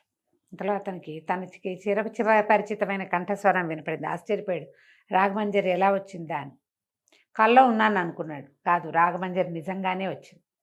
ఎప్పుడైతే ఇతను ఆ గ్రామంలో ఒక అమ్మాయిని ప్రేమించాను అని చెప్పాడో, రాజు వెంటనే ఎవరిని ప్రేమించాడో వాళ్ళనే పెళ్లి చేసుకోవాలి. ఇప్పుడు అదేగా మన రూలు. ఒక అమ్మాయిని ప్రేమించి ఇంకో అమ్మాయిని పెళ్లి చేసుకోవడం రాచరికం ప్రకారం అట్లా చేయడానికి వీల్లేదు. రాజుగారి అబ్బాయే ఖచ్చితంగా ఉంటే మిగిలిన వాళ్ళు చేయవలసిందే. ఓహో, పిలిపించేశారు. అందుకని ఏం చేశారు, ఈ చిత్రవ్రతుడిని పట్టుకుని ఈ అబ్బాయి ప్రేమించిన అమ్మాయి ఎవరి తాలూకా అని తండ్రితో సహా కూతురుని రప్పించారు. ఆ పిల్ల ఆల్రెడీ ఆ అమ్మాయి ఏం చేసిందంటే, ఆ రాగమంజరి ఆయనకి తండ్రికి చెప్పింది, మన ఇంటికి వస్తున్నవాడు, నన్ను రక్షించినవాడు, నన్ను ప్రేమించినవాడు కదంబ రాజ్యానికి యువరాజని వివరంగా చెప్పేసింది. తండ్రి సిద్ధంగానే ఉన్నాడు. అంటే వాళ్ళు ఏమనుకున్నారు, యువరాజు మళ్ళీ వస్తాడో రాడో తెలియలే వాళ్ళకి. అనుకోకుండా సైనికులు వచ్చారు శుభలేఖ పట్టుకుని, నిన్ను రమ్మంటున్నారు అని. ఆయన కూతుర్ని వెంబడి పెట్టుకుని వచ్చాడు. అమ్మాయి ఇచ్చి ఇతన్ని పరామర్శించింది. ఒళ్ళంతా దెబ్బలు. సరే తల్లి అన్నది, ఇంత సాహసం ఏమిట్రా నాయన, దెబ్బలు తినడానికే వెళ్ళినట్టు అంటే అతను అన్నాడు, అమ్మా మరి కొన్నిసార్లు వెళ్ళా, ఇలాంటి ఒక వార్త వచ్చిందని నేను వెళ్ళలేదనుకో, నేను మోసగాడిని అయిపోతాను. నాన్నగారు ఏకపత్ని వ్రతం అని చెప్పినప్పుడు నేను అదే కదా చెయ్యాలి, దానికోసం దెబ్బలు తింటే ఏమైంది అనేసరికి ఆవిడ సంతోషించింది. పిల్లల్లో అలా మాట నిలబెట్టుకునే గుణాన్ని తల్లులు అప్రిషియేట్ చేస్తే అలా ఆ గుణం ఇంకా కొంచెం వృద్ధి పొందుతుంది కదా. మాట నిలబెట్టుకునే గుణం. ఏం పర్వాలేదు, మనకు తగిన పిల్లని చేసుకుంది కానీ ఆ పిల్లని వదిలేయి అని చెప్పే తల్లులు లేరు ఇప్పుడు. అవునండి, ఉన్నారు. ఆవిడ మహారాణి అయినా కుమారుడు ప్రేమించిన అమ్మాయి ఎవరైనా సరే పర్వాలేదని ఒక రైతు కుమార్తె అయినప్పటికీ ఆవిడేం అభ్యంతర పెట్టల. సరే బాగా కొంచెం 3-4 రోజులు పట్టింది ఈ గాయాలు మానటానికి. గాయాలు మానిన తర్వాత అత్యవసర సమావేశం ఒకటి ఏర్పరిచామని యువరాజుని రమ్మని కబురొచ్చింది. రోజు మంజరి వచ్చి ఇతని దగ్గర కాసేపు కూర్చునేది. తల్లి ఆ అమ్మాయి కూడా కూర్చునేవాళ్ళు. గడిచింది కొంచెం నొప్పులు తగ్గాక అబ్బాయి వెళ్ళాడు. శశికాంతుడు వెళ్తే చిత్రవ్రతుడు కూడా అతన్ని అనుసరించాడు. ఆ ఊరి పెద్దలు కొంతమంది, సైన్యాధ్యక్షుడు, పెద్ద మంత్రి గారు, ఈ చిత్రవ్రతుడు వాళ్ళ నాన్నే కాకుండా తండ్రి గారు కాకుండా ఇంకా కొంతమంది మంత్రులు ఉన్నారు. కొంతమంది జ్యోతిషవేత్తలు ఈ రాజ్యానికి ముందు నుంచి తమ సేవలు అందిస్తున్న వాళ్ళు ఒక చిన్న అత్యవసర సమావేశం లాంటిది ఏర్పరిచారు. ఏర్పరిస్తే శశికాంతుడిని అడిగారు, నీ ఉద్దేశం ఏమిటి, ఏం చేయాలనుకుంటున్నావు అంటే ఇతను ఏమన్నాడంటే, ఒక రాజ్యంలో అరాచక పాలన ఉన్నప్పుడు ఆ రాజ్య ప్రజలే తిరగబడాలి. తిరగబడే అవకాశం లేదు. ఎందుకంటే అతను చండప్రచండు, గట్టివాడు. అప్పుడు పక్క రాజ్యాల వాళ్ళు ఎవరైనా కూడా ఈ పని చెయ్యొచ్చు.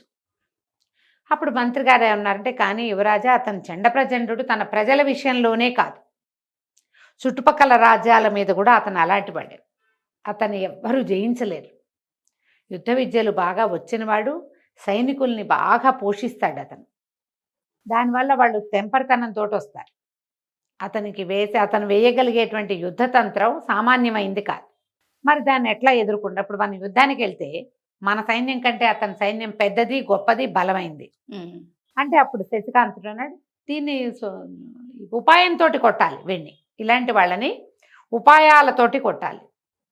ఒక మంచి ఉపాయం ఉంది, మనం ఇలా చేయొచ్చు. ఏం చేయొచ్చు అంటే ఇతను తన ఆలోచన చెప్పడం మొదలుపెట్టాడు. ఆశ్చర్యపోయారు. నిన్నటి దాకా ఊరికే అడవులు పట్టుకుని తిరిగిన యువరాజైనా ఇతను ఎలాంటి తెలివైన ఆలోచన చేశాడు అని. సరే అందరూ సరేనన్నారు. సర్వసైన్యాధ్యక్షుడు సిద్ధపడ్డాడు. మీరు ఎప్పుడు ఎక్కడ ఎలా కావాలంటే అక్కడ మీకు సైనికులు అందేలాగా మేము చేస్తాం. ఒక వార్త వస్తే చాలు. నిజానికి ఈ రాజ్యం, కదంబ రాజ్యము, కాంభోజ రాజ్యము వీళ్ళు మిత్రపక్షంగానే ఉన్నారు. ఒకళ్ళ రాజ్యంతో ఒకళ్ళు సంబంధ బాంధవ్యాలు కలిగి ఉన్నారు. అక్కడి నుంచి గుంపుగా ఒక 30 మంది వచ్చినా ఏం అడగరు. ఏం రాజ్యం అంటే కదంబ రాజ్యం. ఏం చేయడానికి వచ్చారంటే వ్యాపారం అని, ఊరికే చూడ్డానికి వచ్చామని, అదని అలా చెప్పుకోవచ్చు. సామాన్య పౌరుల వేషాల్లో ఎవ్వరు వచ్చినా ప్రవేశం ఉంది. ఏదో రాత్రివేళ రానివరు, యుద్ధంగా వస్తే కుదరదు. ఇప్పుడు యుద్ధం అంటే 10 మంది 25 మందితో చేయరుగా, 100 మంది కావాలి. అంతమంది రావడానికి ఏ రాజ్యానికి అవకాశం ఉండదు. అప్పుడు చాలా ప్రశ్నలు వస్తాయి. కానీ చిన్న చిన్న తుగుడీలుగా గ్రూపులుగా లోపలికి వెళ్ళచ్చు. ఆ ఒక్క అవకాశాన్ని వినియోగించుకుందామని చెప్పాడు శశికాంతుడు. సరే, చిత్రవ్రతుడు అన్నాడు, ప్రభు నేను కూడా యువరాజుకు సాయంగా వెళ్ళి ఈ కార్యాన్ని సాధించుకొస్తాను అనేసరికి అందరాజు నవ్వాడు. మీ వాడికి చాలా బాగా మాటలొచ్చు అంటే శశికాంతుడు చెప్పాడు, నిజం, చిత్రవ్రతుడు పిరికివాడని మనం అనుకుంటాం, భయస్థుడు. కానీ సరైన సమయంలో అతను వేసిన కత్తే సింహాన్ని చంపడానికి ఉపయోగపడింది. సరైన సమయంలో కొన్ని పనులు చేస్తాడు, అవి ఉపయోగపడతాయి. కాబట్టి చిత్రవ్రతుడిని కూడా నాతో పాటు తీసుకెళ్తానన్నాడు. సరే, యువరాజు రాజకుమారుడు మంత్రి కుమారుడు ఇద్దరు బయలుదేరదామనుకున్నారు. తల్లికి రాఘమంజరికి చెప్పారు. అయితే ఆవిడేమందంటే, ముకుంద స్వామి గారు వెళ్ళిపోతాడు, పిల్ల తండ్రి వెళ్ళిపోతాడు, కానీ ఈ అమ్మాయిని కొన్నాళ్ళు ఇక్కడ ఉంచితే ఈ రాచరికపు పద్ధతులు అంతఃపురంలో మెలగాల్సిన విధానం నేర్చుకుంటుంది, నాతో ఉంచమంది ఆవిడ. సరేనన్నారు. ఆయన వెళ్ళిపోయి అమ్మాయిని రాఘమంజరిని మాత్రం ఇక్కడ మహారాణితో పాటు ఉంచారు. రాకుమారుడు మంత్రి కుమారుడు ఇద్దరు బయలుదేరి వెళ్తే ఈ 2 రాజ్యాలకి మధ్యలో శ్రీపురం దగ్గర గూఢచారులు ఉంటారు. ఇంతకుముందు కూడా చూశారు అక్కడే వీళ్ళు. అవును, అక్కడ ఉన్న ఒక గూఢచారి వీళ్ళని ఆపాడు. ఎవరు ఏమిటి, కత్తులు కటాలతో వీళ్ళిద్దరే, కానీ రాజపురుష వేషాలతో ఉన్నారు. ఆ కత్తి ఎగరగొట్టేశాడు శశికాంతుడు. ఇంతలో ఇంకోటి వచ్చాడు. ఇద్దరు అక్కడ ఉండేది గూఢచారులు. ఆ మొట్టమొదటి ఎప్పుడైతే వీరమల్లుడు దెబ్బలు తిన్నాడో ఆ వాళ్ళ రెండో వాడు లేకపోవటం వల్ల ఇది కుదిరింది. సరే, ఆ రెండో వాడిని కూడా రాకుమారుడు రైన్లో పెట్టేశాడు శశికాంతుడు. ఇంతలో ఏం చేశారు, దూరం నుంచి 10 మంది సైనికులు వచ్చారు. వీళ్ళిద్దరిని కట్టేసి తీసుకెళ్ళిపోయారు. వీళ్ళ అబ్బాయిలు ఇద్దరు ఏం చేశారు, చక్కగా బట్టలు మార్చుకుని తమ దగ్గర జోలెల్లో ఉన్న బట్టలు వేసుకున్నారు. 2 వృద్ధులు 2 గుర్రాలు నడిపించుకుంటూ వెళ్తున్న వేషం వేసుకున్నారు. చక్కగా ముస్తాబయ్యారు పెద్దవాళ్ళుగా. రాజ్యంలోకి ప్రవేశించారు. రోడ్డు మీదే ఒకడు అడిగాడు, ఎక్కడికి వెళ్తున్నారు ఏమిటి అని అడిగేసరికి ఏం చెప్పాడు, బాబు పెద్దవాళ్ళం గుర్రాలు అమ్మటానికి వెళ్తున్నాము అనేసరికల్లా చీకటి పడింది, ఇప్పుడు వెళ్ళడానికి కుదరదన్నారు. అయ్యో చీకటి పడితే ఈ అడవిలో ఏముంటాం, రాజ్యం పొలిమేరలు దాటి లోపలికి వెళ్ళాలి కదా, సరే మాకేదైనా ఇచ్చి వెళ్ళండి అన్నారు. ఏమిటి ఇస్తే రానిస్తారా, ఇస్తే రానిస్తే ఇంకేముంది, సెక్యూరిటీ పోయినట్టేగా, ఏదైనా కాల్చి చేతిలో పెడదామనిపించింది వీళ్ళకి. ఏం చేశారు, జేబులో నుంచి డబ్బులు తీసి ఇచ్చారు. పైన ఇంకో 4 ఉంటారన్నాడు వీడు. మీ అందరికీ ఇస్తూ పోతే మా వ్యాపారం ఏముందండి, ఇటు అడిగిన వాళ్ళకి ఇస్తూ పోతే కష్టము, మేము అంత ఇవ్వలేమంటే సరే తలా 1 రూపాయి ఇవ్వండి మేము చెప్తాం అని చెప్తే అక్కడ కూడా తలా 1 రూపాయి ఇచ్చి లోపలికి ప్రవేశించారు. రాత్రిపూట ప్రవేశం కష్టం. ఓకే. వీళ్ళు ఎప్పుడైతే ప్లాన్ చేసుకుని బయలుదేరారో వీళ్ళకంటే ముందే చిన్న చిన్న గుంపులుగా కొంతమంది సైనికులు వెళ్ళిపోయారు లోపలికి, సామాన్య పౌరుల వేషాలతో.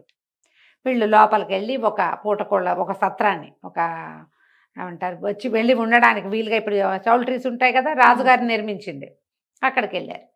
2 పెద్దన్న అప్పన్న శివన్న ఇలాంటి 2 పాత పేర్లు చెప్పారు. 2 పెద్దవాళ్ళు వీళ్ళలా కనిపిస్తున్నారు కదా, నడి వయసు వాళ్ళలాగా కనపడుతున్నారు. చెప్పేసరికల్లా ఆయన ఏమన్నాడు, బాబు సత్రం లోపల ఉండాలంటే మీరు డబ్బులు చెల్లించాలండి, మీ వల్ల కాదనుకుంటే బయట వరండాలో పడుకోవచ్చు, భోజనం వెనకాల పూటకోళ్ళ ఇల్లు ఉంది, మీరు అక్కడికి వెళ్ళి తినచ్చు, మీరు డబ్బులు ఇస్తే డబ్బిచ్చిన భోజనం, డబ్బులు ఇవ్వకపోతే ఏదో పెట్టగలిగిన ఒక ముద్ద అన్నం, మీరు కావాలంటే వెళ్ళండి. సరే వీళ్ళు ఏం చేశారు, 2 గుర్రాలు తెచ్చారుగా చేరుకోటి, గుర్రాలని కట్టేశారు, గదికి కొంత సొమ్ము చెల్లించారు, లోపల పడుకుంటామని చెప్పి వెనక్కి వెళ్ళి ఆ పూటకోళ్ళ ఇంట్లో భోజనం చేశారు. మంచి భోజనమే చేసి డబ్బులు ఉన్నాయి పట్టుకొచ్చుకున్నారు, ఇటు వచ్చి పడుకున్నారు, శుభ్రంగా నిద్రపోయారు. నిద్రపోయి ఇప్పుడు ఏం చేయాలి, మెల్లిగా అటు ఇటు చూడడం మొదలుపెట్టారు ఊళ్ళో. దీనికి ఒక సిస్టమ్ ప్రకారం నడుస్తుంది ఆ కాంబోజ రాజ్యంలో. ప్రతి రోజు విడిచి రోజు ఒక్కొక్క గ్రామం వైపు ఒక దండు వెళ్తుంది సైనికులు. ఈ వెళ్ళి పన్నులు వసూలు చేసుకొస్తారు. ఈ సిటీలో పన్నులు వసూలు చేసే సిస్టమ్ వేరు, వీళ్ళే వెళ్ళి డబ్బులు కట్టి రావాలి, వీళ్ళ కోసం ఎవరు రారు. డబ్బులు కట్టారా లేదా మాత్రం కనుక్కోవడానికి మాత్రమే వస్తారు, కానీ వీళ్ళ ఎవరి డబ్బులు వాళ్ళే పట్టుకుపోతారు. ఊళ్ళకి మాత్రం దండుగా వెళ్తారు. వెళ్ళి ఊళ్ళో ఒక చోట దండు విడిసి మేము పన్నులు వసూలు చేయడానికి వచ్చాము మహోయ్ అని చెప్తే అప్పుడు పన్నుల తాలూకు సొమ్ము ఒక చోట తీసుకొచ్చి పెడతారు. ప్లాన్ ప్రకారం అవుతుంది. ఇప్పుడు ఏ దండు ఎటు వెళ్తుంది అనేది మెల్లిగా ఒక్కొక్క ప్రశ్న వేసి తెలుసుకున్నారు. ఆ దండు వెళ్ళిన వైపు బయలుదేరారు వీళ్ళిద్దరు. చిన్న ఉత్తరం మొదలుపెట్టారు సత్రంలో, గుర్తుగా ఒక చోట ఎక్కడికి వెళ్తున్నాము అని, అంతే. 2 వెళ్ళిపోయారు. వెళ్ళారు, సాయంకాలం దాకా అడవి మాట వేసి కూర్చున్నారు. సాయంత్రం అయ్యేసరికల్లా సొమ్ములు మోసుకుంటూ ఆ దండు జనాలు సైన్యం లోపలికి వస్తుంది. అడవి దాటి ఊళ్ళోకి ప్రవేశించాలి. ఇక ఇంకా చివరికి వస్తుందగానగానే ఆపేశారు వీళ్ళిద్దరు. యథాశక్తి యుద్ధం చేశాడు. 15 మందిని మట్టి కరిపించేశారు. వాళ్ళందరూ నేల మీద పడిపోయి ఒక 6-7 తీవ్రమైన దెబ్బలు తగిలి 5-6 కదలలేని స్థితికి వచ్చాక చుట్టుపక్కల నుంచి 10 మంది వచ్చారు. రావటం ఏమిటి, చకచక ఈ ఎవరెవరైనా కింద పడిపోయారో వాళ్ళందరినీ తలా ఒక గుర్రం ఎక్కించి వాళ్ళ మీద వాళ్ళు ఆ గుర్రం మీదే 2వ వాడు కూడా ఎక్కేసి కామ్గా అడవి దాటించి తీసుకుపోయారు. సొమ్మంతా అక్కడే ఉంది. ఒక్క సైనికుడు నుంచున్నాడు. 15 మందిలో 14 మందిని తీసుకుపోయారు, ఒకడే నుంచున్నాడు. అవన్నీ మూట కట్టి భుజాన్ని వేసుకుని వెళ్ళిపో అన్నారు. వాడు తెల్లబెడితే డబ్బులు మీరు తీసుకోరా అన్నాడు. తీసుకో, డబ్బులు నువ్వు పట్టుకెళ్ళు. ఏం చేయాలో తెలియదా. 15 మంది 15 గుర్రాల మీద వేసుకొచ్చిన డబ్బు అక్కడ ఉంటే దెబ్బలు తగిలిన వాళ్ళందరినీ మోసుకుపోయారు. ఎక్కడికి పోయారో తెలీదు. డబ్బేమో వాళ్ళకి అక్కర్లా. ఆ వెళ్ళిన వాళ్ళలో ఒక్కడు కూడా డబ్బు వైపు చూడలేదు. వాళ్ళంతా మోసుకెళ్లే వ్యవహారంలోనే ఉన్నారు. ఇన్ని సంచులు ఉన్నాయి కదా, 15 గుర్రాల సంచుల్ని ఓ 2 గుర్రాల మీద వేశారు. నువ్వు ఓ గుర్రం ఎక్కువ, 2వ గుర్రాన్ని లాక్కెళ్ళు, అప్పచెప్పి ఖజానాలో వేసేసుకొని ఈ డబ్బులు. నువ్వు అట్లా ఏం చేయాలో అర్థం కావట్లేదు, అసలు ఏం జరుగుతుందో అది తెలియటల్లా. సరే, గుర్రాన్ని ఇడుచుకుంటూ పోయాడు. అబ్బాయిలిద్దరు వీళ్ళ దారిని వెళ్ళి వచ్చేసారు. ఆ మర్నాడు ఈ మన పూటకోళ్ళ ఇంటి దగ్గర చాలామంది బీదా బిక్కి జనం ఉంటారు. ఆ ఊళ్ళో చిన్న చిన్న వాళ్ళు, పెద్దవాళ్ళు, కుటుంబం లేని వాళ్ళు, అలాంటి వాళ్ళంతా పూటకోళ్ళ ఇంట్లో మామూలు సాధారణ భోజనం చేస్తారు. ఈ రాజకుమారుడు, మంత్రి కుమారుడు ఇద్దరు పోయి పూటకోళ్ళ అవ్వకి బాగా డబ్బులు ఇచ్చి, వీళ్ళందరికీ శుభ్రమైన భోజనం పెట్టు, ఇవాళ మేము 2 గుర్రాలు అమ్మాం, వీళ్ళు తెచ్చిన గుర్రాలు వెళ్ళిపోయినాయి, గుర్రాలు అమ్మేశాం, మరి బాగా డబ్బులు వచ్చాయి కాబట్టి వీళ్ళందరికీ భోజనం పెట్టిస్తున్నామని అనౌన్స్ చేశారు. అందరూ తిన్నారు అక్కడ ఉన్నవాళ్ళు. ఒక్కడిట పెట్టినవాడు లేడయ్యా వ్యాపారస్తుడు, మా వాళ్ళు ఎలాగూ పెట్టరు, నువ్వు పెట్టావు విశేషంగా అని అందరూ బాగా మెచ్చుకున్నారు. ఆ సత్రం గుమాస్తా ఉన్నాడు కదా, వీళ్ళకి మొదట చెప్పాడు డబ్బులు ఇవ్వండి లోపల రావాలంటే. బాబు నన్ను కూడా పిలవచ్చు కదా అంటే, అది కాదండి మీరంతా ఇలా బీద బిక్కితో తింటారో తినరో అని మిమ్మల్ని పిలవలేదంటే, ఎందుకు తినండి బాబు, అన్నానికి ఏమడ్డాం, తప్పకుండా అవసరం, ఈసారి మీరు విందిచ్చేటప్పుడు మళ్ళీ మమ్మల్ని పిలవాలి అన్నారు. అందరూ చక్కగా భోజనాలు చేశారు. ఇది మొదలు. మళ్ళా 3 రోజుల తర్వాత ఇంకొక దండు ఇంకో వైపు వెళ్ళింది. వీళ్ళు మళ్ళీ ఆ దారి పట్టారు. 14 మందిని చిత కొట్టారు. చేయగలిగినంత యుద్ధం చేసిన వాళ్ళని పెడరెక్కలు విరిచి గుర్రాల మీద పడేసుకుని తీసుకుపోయారు. సొమ్మంతా ఖజానాకి వెళ్ళిపోయింది. సేమ్ ఇక్కడ ఏం చేశారో రెండోసారి అదే చేశారు. రెండోసారి జరిగేసరికి రాజు ఆశ్చర్యపోయాడు. అందరూ కూడారు, వాళ్ళు రాజు, మంత్రి, అందరూ, సైన్యాధ్యక్షుడు, సైనికుళ్ళు. అది చెప్పాడు, వాడు మామూలు వాడు కాదండి, ఆ కుర్రాడు కత్తి తిప్పితే కత్తే కనపడలేదు, 15 మందిని చెండాడేశాడు, అరగంట అయ్యేసరికి మొత్తం అందరం కింద పడిపోయాము, నన్ను ఒక్కడనే ఆటే దెబ్బలు కొట్టకుండా ఉంచాడు, ఇవి తీసుకుపోమన్నాడు. మనుషుల్ని ఎందుకు తీసుకెళ్తున్నారు, దొంగతనం అయితే డబ్బు తీసుకెళ్ళాలి. 2 సార్లు 2 14 28 మంది వెళ్ళిపోయారు సైనికులు. వీళ్ళల్లో వీళ్ళందరూ కూడా గట్టివాళ్లే. దీని మీద ఆలోచించడం మొదలుపెట్టారు. ఏ స్ట్రాటజీ తోటి ఇది జరుగుతోందో, మనుషులు ఎందుకు తీసుకెళ్తున్నారు ప్రశ్న. ప్రశ్న. తర్వాత ఏం జరిగిందండి? వీళ్ళు ముగ్గురు మాట్లాడుకుంటున్నారు, రాజుగారు, మంత్రి, సైన్యాధ్యక్షుడు. ఎందుకంటే అతను అందరినీ నమ్మడు, గూఢచారులని వాళ్ళనే నమ్ముతాడు. ఈ మాటల సమయంలో వాకిట్లోకి ఈ కోట ద్వారం దగ్గరికి, లోపల భవనం దగ్గరికి ఒక తెల్లటి గుర్రం వచ్చింది. దాని మీద ఎవరు లేరు. ఈ గుర్రం అటు ఇటు తిరుగుతుండేసరికల్లా ఇక్కడ ఉన్న వాళ్ళు, ఈ సైనికులు దాన్ని పట్టుకున్నారు. పట్టుకుంటే దాని మెడకు ఒక ఉత్తరం ఉంది. అది రాజుగారి కోసమని రాయబడి ఉంది. ఆశ్చర్యపోయారు. ఎవరో పంపారు. కబుక్కన ఆ ఉత్తరాన్ని ఊడదీసి లోపలికి పట్టుకెళ్ళారు. లోపలికి పట్టుకెళ్తే ఈ డిండిం భట్టు గారు, కిరీటి అని ఇంకొక మంత్రి, వీళ్ళంతా కూర్చొని మాట్లాడుకుంటున్నారు కదా. ఇచ్చేసారు కదా, ఏమిటో ఉత్తరం వచ్చింది చదవమన్నారు. ఆ ఉత్తరం తీసి చదివితే అందులో రాజును ముందు తిట్టారు. నువ్వు దౌర్భాగ్యుడివి, దుర్మార్గుడివి, నువ్వు ఎక్కువ కాలం రాజుగా ఉండవు. అది ఎర్రటి అక్షరాలతో రాయబడి ఉంది, నెత్తురుతోటి, ఎరుపు, ఓ పెద్ద ఇది ఇట్లా చుట్టబడి ఉంది. నువ్వు ప్రజల మాన ప్రాణాలు హరిస్తున్నావు, ప్రజలు ప్రజా సంక్షేమం నీ దృష్టిలో లేనే లేదు. ఒక 30 మంది ఆ స్త్రీలను పెళ్లి చేసుకోవటం ఒకటే నీ తాలూకు జీవితాశయంగా కనపడుతోంది. చనిపోయిన రాణుల ఉసురుతో పాటు బతికున్న రాణుల ఉసురు కూడా పోసుకుంటున్నావు. స్త్రీల ఉసురు పోసుకున్నవాడు బాగుపడినట్టు ప్రపంచంలో ఎక్కడా లేదు, చరిత్రలో లేదు. నువ్వు ఈ పైగా ప్రజల్ని కూడా, ఇప్పుడు నువ్వు ఇలా ఏదో వేషం వేయటం కోసం ప్రజల దగ్గర నుంచి సొమ్ము వసూలు చేస్తున్నావు. ప్రజలకు కావాల్సిన ఏ వెసులుబాటు నువ్వు ఇవ్వటలేదు. రైతులు నిరుపేదలైపోతున్నారు. బడుగు బాధిత వర్గాలకి బాధకుడుగానే నువ్వు తయారయ్యావు. నువ్వు ఎక్కువ కాలం రాజుగా ఉండవు. నీ అంతు చూడ్డానికే నేను నీ రాజ్యంలో అడుగుపెట్టాను. కాసుకో, నీ చెర నుంచి నీ రాజ్యాన్ని, నీ రాణుల్ని విడిపిస్తాను నేను. బస్తీమే సవాల్ అని రాయబడి ఉంది. వేగు చుక్క, ఇట్లు వేగు చుక్క. ఆ కిరీటి అదంతా చదివాడు. రాజుగారు ఏం చేశాడు, ఎప్పుడైతే రాజును ఖబర్దార్ అంటున్నారో సైనికుల్ని పంపించేశాడు. వీళ్ళే చదువుకున్నారు ఉత్తరం.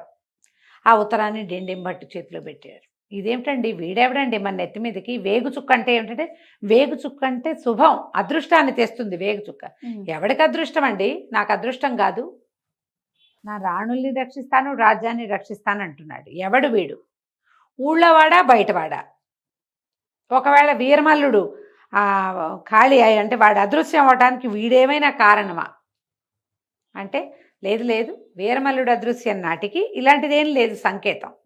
ఇప్పుడు ఈ ఉత్తరం ఎప్పుడొచ్చింది మనకి, మన సైనికులు కప్పం వసూలు చేసుకోవడానికి వెళ్ళినప్పుడు జరిగింది మొదటిది. రెండోసారి అక్కడ ఏదో కాకతాళీయంగా జరిగి ఉండొచ్చు. కరెక్ట్గా కప్పం వసూలు చేసి తిరిగి వచ్చే రోడ్డు మీద నుంచున్నారంటే వాళ్ళకి వార్త తెలుసుకుని నుంచున్నారు. ఈ 2 పనులు చేసి సాక్ష్యంగా అప్పుడు వాళ్ళు కప్పం వసూలు చేసే వాళ్ళు మొత్తం పట్టుకుపోయి డబ్బులు కూడా పట్టుకుపోతే ఏం జరిగిందో, ఎక్కడ జరిగిందో, ఎలా జరిగిందో మనకి ఏనాటికి తెలిసేది కాదు. కానీ వీడేం చేశాడు, తను ఎక్కడ కొట్టాడో అక్కడ నుంచుని డబ్బు మాత్రం మనకి పంపించి మనుషుల్ని తీసుకెళ్ళిపోతున్నానని ఒక సాక్షిని మన దగ్గరికి పంపాడు. వాడి ఉద్దేశం అదే, నీ డబ్బులు అక్కర్లా, నీ మనుషులు కావాలంటున్నాడు. 2 సార్లు చేశాడు. ఇప్పుడు 3వసారి ఉత్తరం రాశాడంటే ఇలాగే మనుషుల్ని మాయం చేస్తానని చెప్తున్నాడు. కాబట్టి ఇప్పుడు ఇది వేరేగా ఆలోచించాలి. ఆయన ఉత్తరం అంతా చూస్తే అన్ని గుండ్రటి అక్షరాలు. ఇది ఎవరో మంత్రి రాసిన అక్షరం. ఇది ఈ అక్షరము మంత్రులు రాసిన అక్షరాలు. ఎవడో కుర్రాడు, ఎవడో ఒక ఏమంటారు ఏరాగేరావాడు, రాబిన్ హుడ్ రాసింది కాదు ఇది. వీడు చదువుకున్నవాడు, తెలివిగలవాడు. అక్షరాలన్నీ గుండ్రగా ఒకే సైజులో ఉన్నాయి. అంటే మంత్రిత్వం నేర్పేవాడు, మంత్రిత్వం నేర్చుకున్నవాడు ఎవడో రాశాడు ఈ ఉత్తరం. గ్రాఫాలజీ ఉంటుంది కదా, అది రాసింది చూస్తేనే వీడు ఏ క్యాడర్కి చెందినవాడు అనేది తెలిసిపోతుంది. ఖచ్చితంగా వీడొక మంత్రి అంటే వీడికి రాజు ఇంకొకడు ఉండాలి. ఎంత గెస్ చేశారో ఇంకొకడు ఉన్నాడు ఎవడో. సరే చూద్దాం ఏం జరుగుతుందో చూద్దాం. ఈ లోపల పహరాగా ఇద్దాం. ఇంతలో ఏం చెయ్యొచ్చు మనం, ఈ వేగు చుక్క అని పేరు పెట్టుకున్నాడుగా, వేగు చుక్కని పట్టించిన వాడికి ₹1,00,000 బహుమానం. ఆచూకీ చెప్పినా సరే, వాడినే పట్టుకున్నా సరే. దండోరా పిటాయించారు, మొత్తం దండోరా కొట్టారు. వెంటనే రాణులకు కూడా ఈ వార్త తెలిసిపోయింది. వాళ్ళల్లో వాళ్ళు మాట్లాడుకోవటం మొదలుపెట్టారు. ఎవరు ఏమిటి, ఇప్పుడు ఇలాంటిది ఏదైనా రాగానే అందరం మాట్లాడుకుంటూ ఉంటాం అంతే కదా. ఈ రాణులు ఏమనుకున్నారు, వీడెవడో మన పట్ల వీడికి సానుభూతి ఉంది, ఈ రాజును ఏమైనా చేశాడంటే మనకి స్వతంత్రం వస్తుంది, హాయిగా పుట్టిళ్ళల్లో అయినా సుఖంగా ఉంటాం, మన జీవితం ఇంకా మంది, వీడి కాలు కింద ఉండాల్సిన పని లేదు మనం. కాబట్టి వీళ్ళందరూ రాణులందరూ వేగుచుక్క పక్షం అయిపోయారు. మనసుల్లో అదేముంది, ఏం జరుగుతుందో అని చూస్తున్నారు. ఇక ఊళ్ళో చెప్పుకోవటం మొదలుపెట్టారు. రహస్యం ఎన్నాళ్ళు దాగుతుంది, 2 సార్లు మనుషులు లాక్కుపోయారు, డబ్బు వదిలేశారు అనేది చిలవల పలవలుగా రకరకాల మాటలు వచ్చినాయి. వేగుచుక్క కుటుంబాన్ని మన రాజు నాశనం చేసి ఉంటాడు, అతను ఎంత బతిమలాడినా ఈయన వదిలిపెట్టి ఉంటాడు, ఆయన అలాంటి వాడే, అందుకే వాడు పగ తెచ్చుకుంటున్నాడు అని ఇలాంటి కొత్తవి పుట్టించారు. ఊళ్ళో వాళ్ళు మాట్లాడుకునే మాటల్లో బోల్డన్ మంది ₹1,00,000 కావాలని ఉంది కొంతమందికి. కానీ పెద్దవాళ్ళంతా ఏమంటారు, ఒరే వీడు పోతాడు రా నాయన, ఎవడో ఒకడు రావాలనుకున్నావు, వాడు వీడే అయ్యి ఉంటాడు, ఈ రాజు పోతే మన ప్రాణం హాయిగా ఉంటుంది, ఇప్పుడు మనకేం ఇబ్బంది లేదు. కానీ మన ఊళ్ళో ఉన్న బక్క రైతులంతా చచ్చిపోవటల్లా, ఆడపిల్లల్ని దాచుకోలేక వస్తున్నామా? ఈ ఉన్న 30 మంది రాణుల్లో ఎవరు ఏ దుశ్చర్యకి పాల్పడ్డా రాజు దాన్ని చంపేస్తాడు, తర్వాత రోడ్డెక్కుతాడు. ఇప్పుడు చూసాక 3 సార్లు 4 సార్లు. మళ్ళీ మొన్నే కదా కుందనవల్లిని పెళ్లి చేసుకున్నాడు, వ్యాపారస్తుని చంపేసి. కాబట్టి ఈ 1,00,000కి ఆశపడి వాడెవడో ఆనుపాను తీద్దామన్న ఆలోచన చేయకూడదు. వీడు రాజుకి ఏ రకంగా శాస్తి చేస్తాడో చూడాలి. ఇంతలో సాముగారిడీలు చేస్తున్న 40 మందిని ఒకే దెబ్బకి ఎత్తుకుపోయారని తెలిసింది. ఇవి నేర్చుకుంటారుగా వీళ్ళంతా. అవునవును, మన ప్రాక్టీస్ చేస్తారు జిమ్లో, నేటివ్ జిమ్లు. అక్కడ గరిడీలు చేస్తున్న వాళ్ళని పట్టేశారు. 40 మంది ఒక దెబ్బకి పొద్దున వెళ్ళారు, సాయంత్రానికి ఎవరు లేరు అక్కడ, మొత్తం అంతా వెళ్ళిపోయారు ఎక్కడికో. వాళ్ళని వీళ్ళే ఎవరో తీసుకుపోయారు. ఈ తీసుకుపోయింది ఎవరో ఎట్లా తీసుకెళ్తున్నారో కూడా తెలియటల్లా. దీనికి 3 దారులు ఉన్నాయి ఆ దేశానికి, ఆ రాజ్యానికి. 3 దారులలోనూ అడవులు ఉన్నాయి. అడవుల్లో ప్రతి అడవిలోనూ గూఢచారులు ఉంటారు అంచెల వారీగా.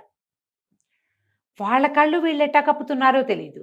ఒక 4-5 రోజులు గడిచాక ఏ అడవిలోనూ గూఢచారనేవాడే లేడు అని తెలిసింది. ఎందుకంటే వాళ్ళు ముందే లేపేశారు, వాళ్ళని పట్టుకుపోయారు ముందే. ఇది ఏం చేయాలో తెలియటల్లా. కానీ ప్రజలు చాలా ఈగర్గా వెయిట్ చేస్తున్నారు.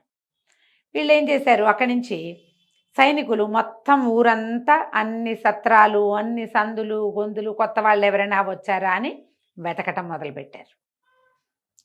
వీళ్ళు ఈ 40 మందిని మాయం చేశాక పూటకోళ్ళమ్మ ఇంటి దగ్గర వంట చేయించారు. వేడి వేడి గారెలు బూరెలు అవి చేయించారు, అందరికీ పంచిపెట్టారు. వేడి గారెలు బూరెలు తింటున్నారు. సైనికులు వచ్చారు. వచ్చాక ఈ సత్రం ఈయన ఉన్నాడు కదా రామాచారి, ఆయన పేరు సత్రం గుమాస్తా అని అడిగారు. కొత్తగా ఎవరిని వచ్చాడు? ఎవరు రాలేదండి, అందరూ పాత వాళ్ళే, ఎవరు లేరు అంటే వీళ్ళంతా చూస్తుంటే ఈ పెద్దవాళ్ళ వేషంలో ఉన్న శశికాంతుడు, చిత్రవ్రతుడు కనపడ్డారు. వీళ్ళెవరు ఎప్పుడు చూడలేదే అని అడిగాడు ఒక సైనికుడు, కొత్తగా చూస్తున్నాను. అబ్బాయి వీళ్ళు ఎప్పుడో వచ్చారండి, చాలా నాళ్ళైంది వచ్చి, పెద్ద గుర్రాల వ్యాపారస్తులు, వ్యాపారం బాగా సాగిందని మరి ఇక మా అందరికీ గారెలు బూర్లు చేయించారు, పట్టండి మీరు కూడా తినండి అని వేడి వేడి గారెలు బూర్లు చేతులు పెట్టారు. అవి తింటూ సైనికులు ఇతన్ని అడిగారు, శశికాంతుడిని, ఎంతకాలం ఉంటారు మీరంటే, ఇంకొక నెల 40 రోజులు ఉంటామండి, ఇంకో చిన్న చిన్నవి ఇంకా ఉన్నాయి, గుర్రాల పైనుంచి వస్తున్నాయి, అమ్మకాలు అయిపోగానే మేము వెళ్ళిపోతాం, మేము ఎప్పుడో వచ్చాం అనేసరికి సరేనన్నారు. వీళ్ళు ఇప్పుడు రాలేదండి, వాళ్ళు ఎప్పుడో వచ్చారని అందరూ సాక్ష్యం చెప్తారు, అందరూ తిన్నారుగా వీళ్ళు పెట్టినవి, అందుకని వీళ్ళు అసలు కొత్త వాళ్లే కాదని, వీళ్ళు చాలా అద్భుతమైన వ్యక్తులని సాక్ష్యం చెప్పారు. సైనికులు కూడా గార్లు బూర్లు వేడి వేడివి నోట్లో వేసుకుని వెళ్ళిపోయారు. రాత్రి పడుకుంటే గంటకి పారా హుషారు వినపడుతోంది. ఓ పెద్ద 10 మంది సైనికులు పారా హుషారు అరుచుకుంటూ వెళ్తున్నారు. మళ్ళా సరిగ్గా గంట అయ్యేసరికి మళ్ళీ వచ్చేస్తారు, గస్తీ తిరుగుతున్నారు ఊళ్ళో, ఏవి అవ్వకుండా. అబ్బో ఏర్పాట్లు గట్టిగా ఉన్నాయంటే అప్పుడు శశికాంతుడు అన్నాడు, దీనికి తగినట్టు చేద్దాం, మనం కొత్త ఐడియా చేయాలి. ఇప్పుడు ఇక్కడ ఉండకుండా మహారాణుల సంగతి మనకు తెలియాలి. పూర్వం ఒక రాణి గారి చెలికత్తెను రక్షించాం మనం. ఆమె చెప్పింది ఏం చెప్పింది, ఈ సత్రమే, వీళ్ళు దిగిన సత్రమే అది, ఈ సత్రంలో గుమాస్తా గారి కూతురు గోపిక, ఆమెను కలుసుకోమంది. గిరిక ఆమెను కలుసుకోవాలి. ఇప్పుడు అమ్మాయి కనిపించట్లా, ఆయన ఇల్లు ఎక్కడో, రేపొద్దున అమ్మాయిని పట్టుకోవాలి, తాము ఇక్కడ ఉన్నామని లోపలికి వార్త వెళ్ళాలి. ఎవరికి? మహారాణులకి. ఎందుకంటే ఆ మహారాణి చెలికత్తనే కదా, అమ్మాయి చెప్పింది మీకు ఏ సహాయం కావాలన్నా చేస్తాము, మేము సిద్ధం. ఇప్పుడు కలవాల్సింది గిరిక, పూర్వం కలిసింది విమల. సరే, మర్నాడు పొద్దున ఏం చేశారు, ఈ రామాచారి గారి దగ్గర కూర్చుని ఆయన చేయి పరీక్షించాడు. ఏంటంటే మీకు జ్యోతిష్యం వచ్చా అన్నాడు. వచ్చండి, ఆయన ఎవరో ఒక మహానుభావుడు హిమాలయాల నుంచి వస్తే, ఆయన వద్దంటున్నా ఏవో 4 ముక్కలు చెప్పాడు, నేర్చుకున్నా ప్రతి చోట ఉపయోగపడుతుంది, నేను చెప్పినట్టు కనపడుతుంది, జరుగుతుంది, ఉన్నది ఉన్నట్టు లేనిది లేనట్టు చెప్పి అవతల బారేస్తానన్నాడు. చెప్పండి అంటే చెయ్యి బాగా చూసి, మీ జీవితం బాగానే ఉందండి, మీకు ఒక అందమైన కూతురు ఉంది కదా అన్నాడు. ఆనంగానే కూతురు అందమైంది అనగానే జావగారిపోయాడు ఆయన. అవునండి, నాకు ఒకతే కూతురు ఉంది, మా కూతురు చాలా అందగత్తే, రాజుగారికి కనపడకుండా దాచిపెట్టుకుంటున్నామండి అన్నాడు. అనేసరికి చాలా బాగుంది, మీ కూతురు భవిష్యత్తు కూడా చూస్తే బాగుంటుంది, ఇంకా అమ్మాయి భవిష్యత్తు చాలా బాగుంటుందండి అన్నాడు. ఈయన అన్నాడు, ఈ సత్రం గుమాస్తా గారు, నా చేతిలోనే తెలుస్తుందండి మా అమ్మాయి భవిష్యత్తు అన్నాడు. మీ చేతిలో ఏం తెలుస్తుందండి, మీకు అమ్మాయి ఉందని తెలుస్తుంది, పిల్ల చేయి చూస్తే ఏమైనా తెలియచ్చు అనేసరికి పక్కన కూర్చున్నాడుగా చిత్రవ్రతుడు. అదేంటి కోపన్న అట్ట వదిలేస్తావు, ఆ పిల్ల చేయి కూడా చూసి ఏదైనా చెప్తే చేయించుకుంటాడు కదా అని ఎంకరేజ్ చేశాడు. ఈయన గబుక్కున్న ఆ పిల్లని తీసుకొచ్చి ఎవరికైనా చూపించే ఉద్దేశం లేదు, కానీ ఇప్పుడు జ్యోతిష్యం అనగానే అందరూ చేతులు చాపుతారు కదా. ఆయన అన్నాడు, రేపొద్దున పిలిపిస్తా మా అమ్మాయిని, మా అమ్మాయి చేయి చూసి చెప్పాలండి, ప్లీజ్ అండి అని బతిమలాడాడు. సరేలేండి, మీరు అడుగుతున్నారు కాబట్టి, కానీ లేకపోతే ఏముంది చూద్దాంలేండి, రేపటి సంగతి రేపు అన్నాడు. ఆయన మర్నాడు పొద్దున్నే కూతురుని తీసుకొచ్చాడు.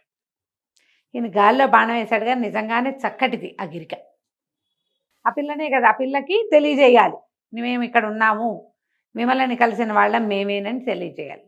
ఆ పిల్ల చేయి చూసే లోపల ఈయన్ని మంచినీళ్ళు ఇద్దామని మెల్లిగా అమ్మాయికి చెప్పాడు, విమలని పూర్వం కాపాడిన వాడిని నేనే, మేము ఇక్కడ ఉన్నామని విమలకి వార్త చెప్పాలి అంటే, అవునండి అప్పుడు చెప్పింది విమల తనని కాపాడారని, మిగిలిన వివరాలు అవి చెప్పలేదు, సరే మీరు ఇక్కడ ఉన్నారని చెప్పాలి అంతే కదా, నేను విమలకి తెలియజేస్తానంతే. విమలకి తెలియజేయటం ద్వారా రాజకుమారుడు ఏం సాధించాలనుకున్నాడో మనం తర్వాయి భాగంలో తెలుసుకుందాం. తప్పకుండా. నమస్తే.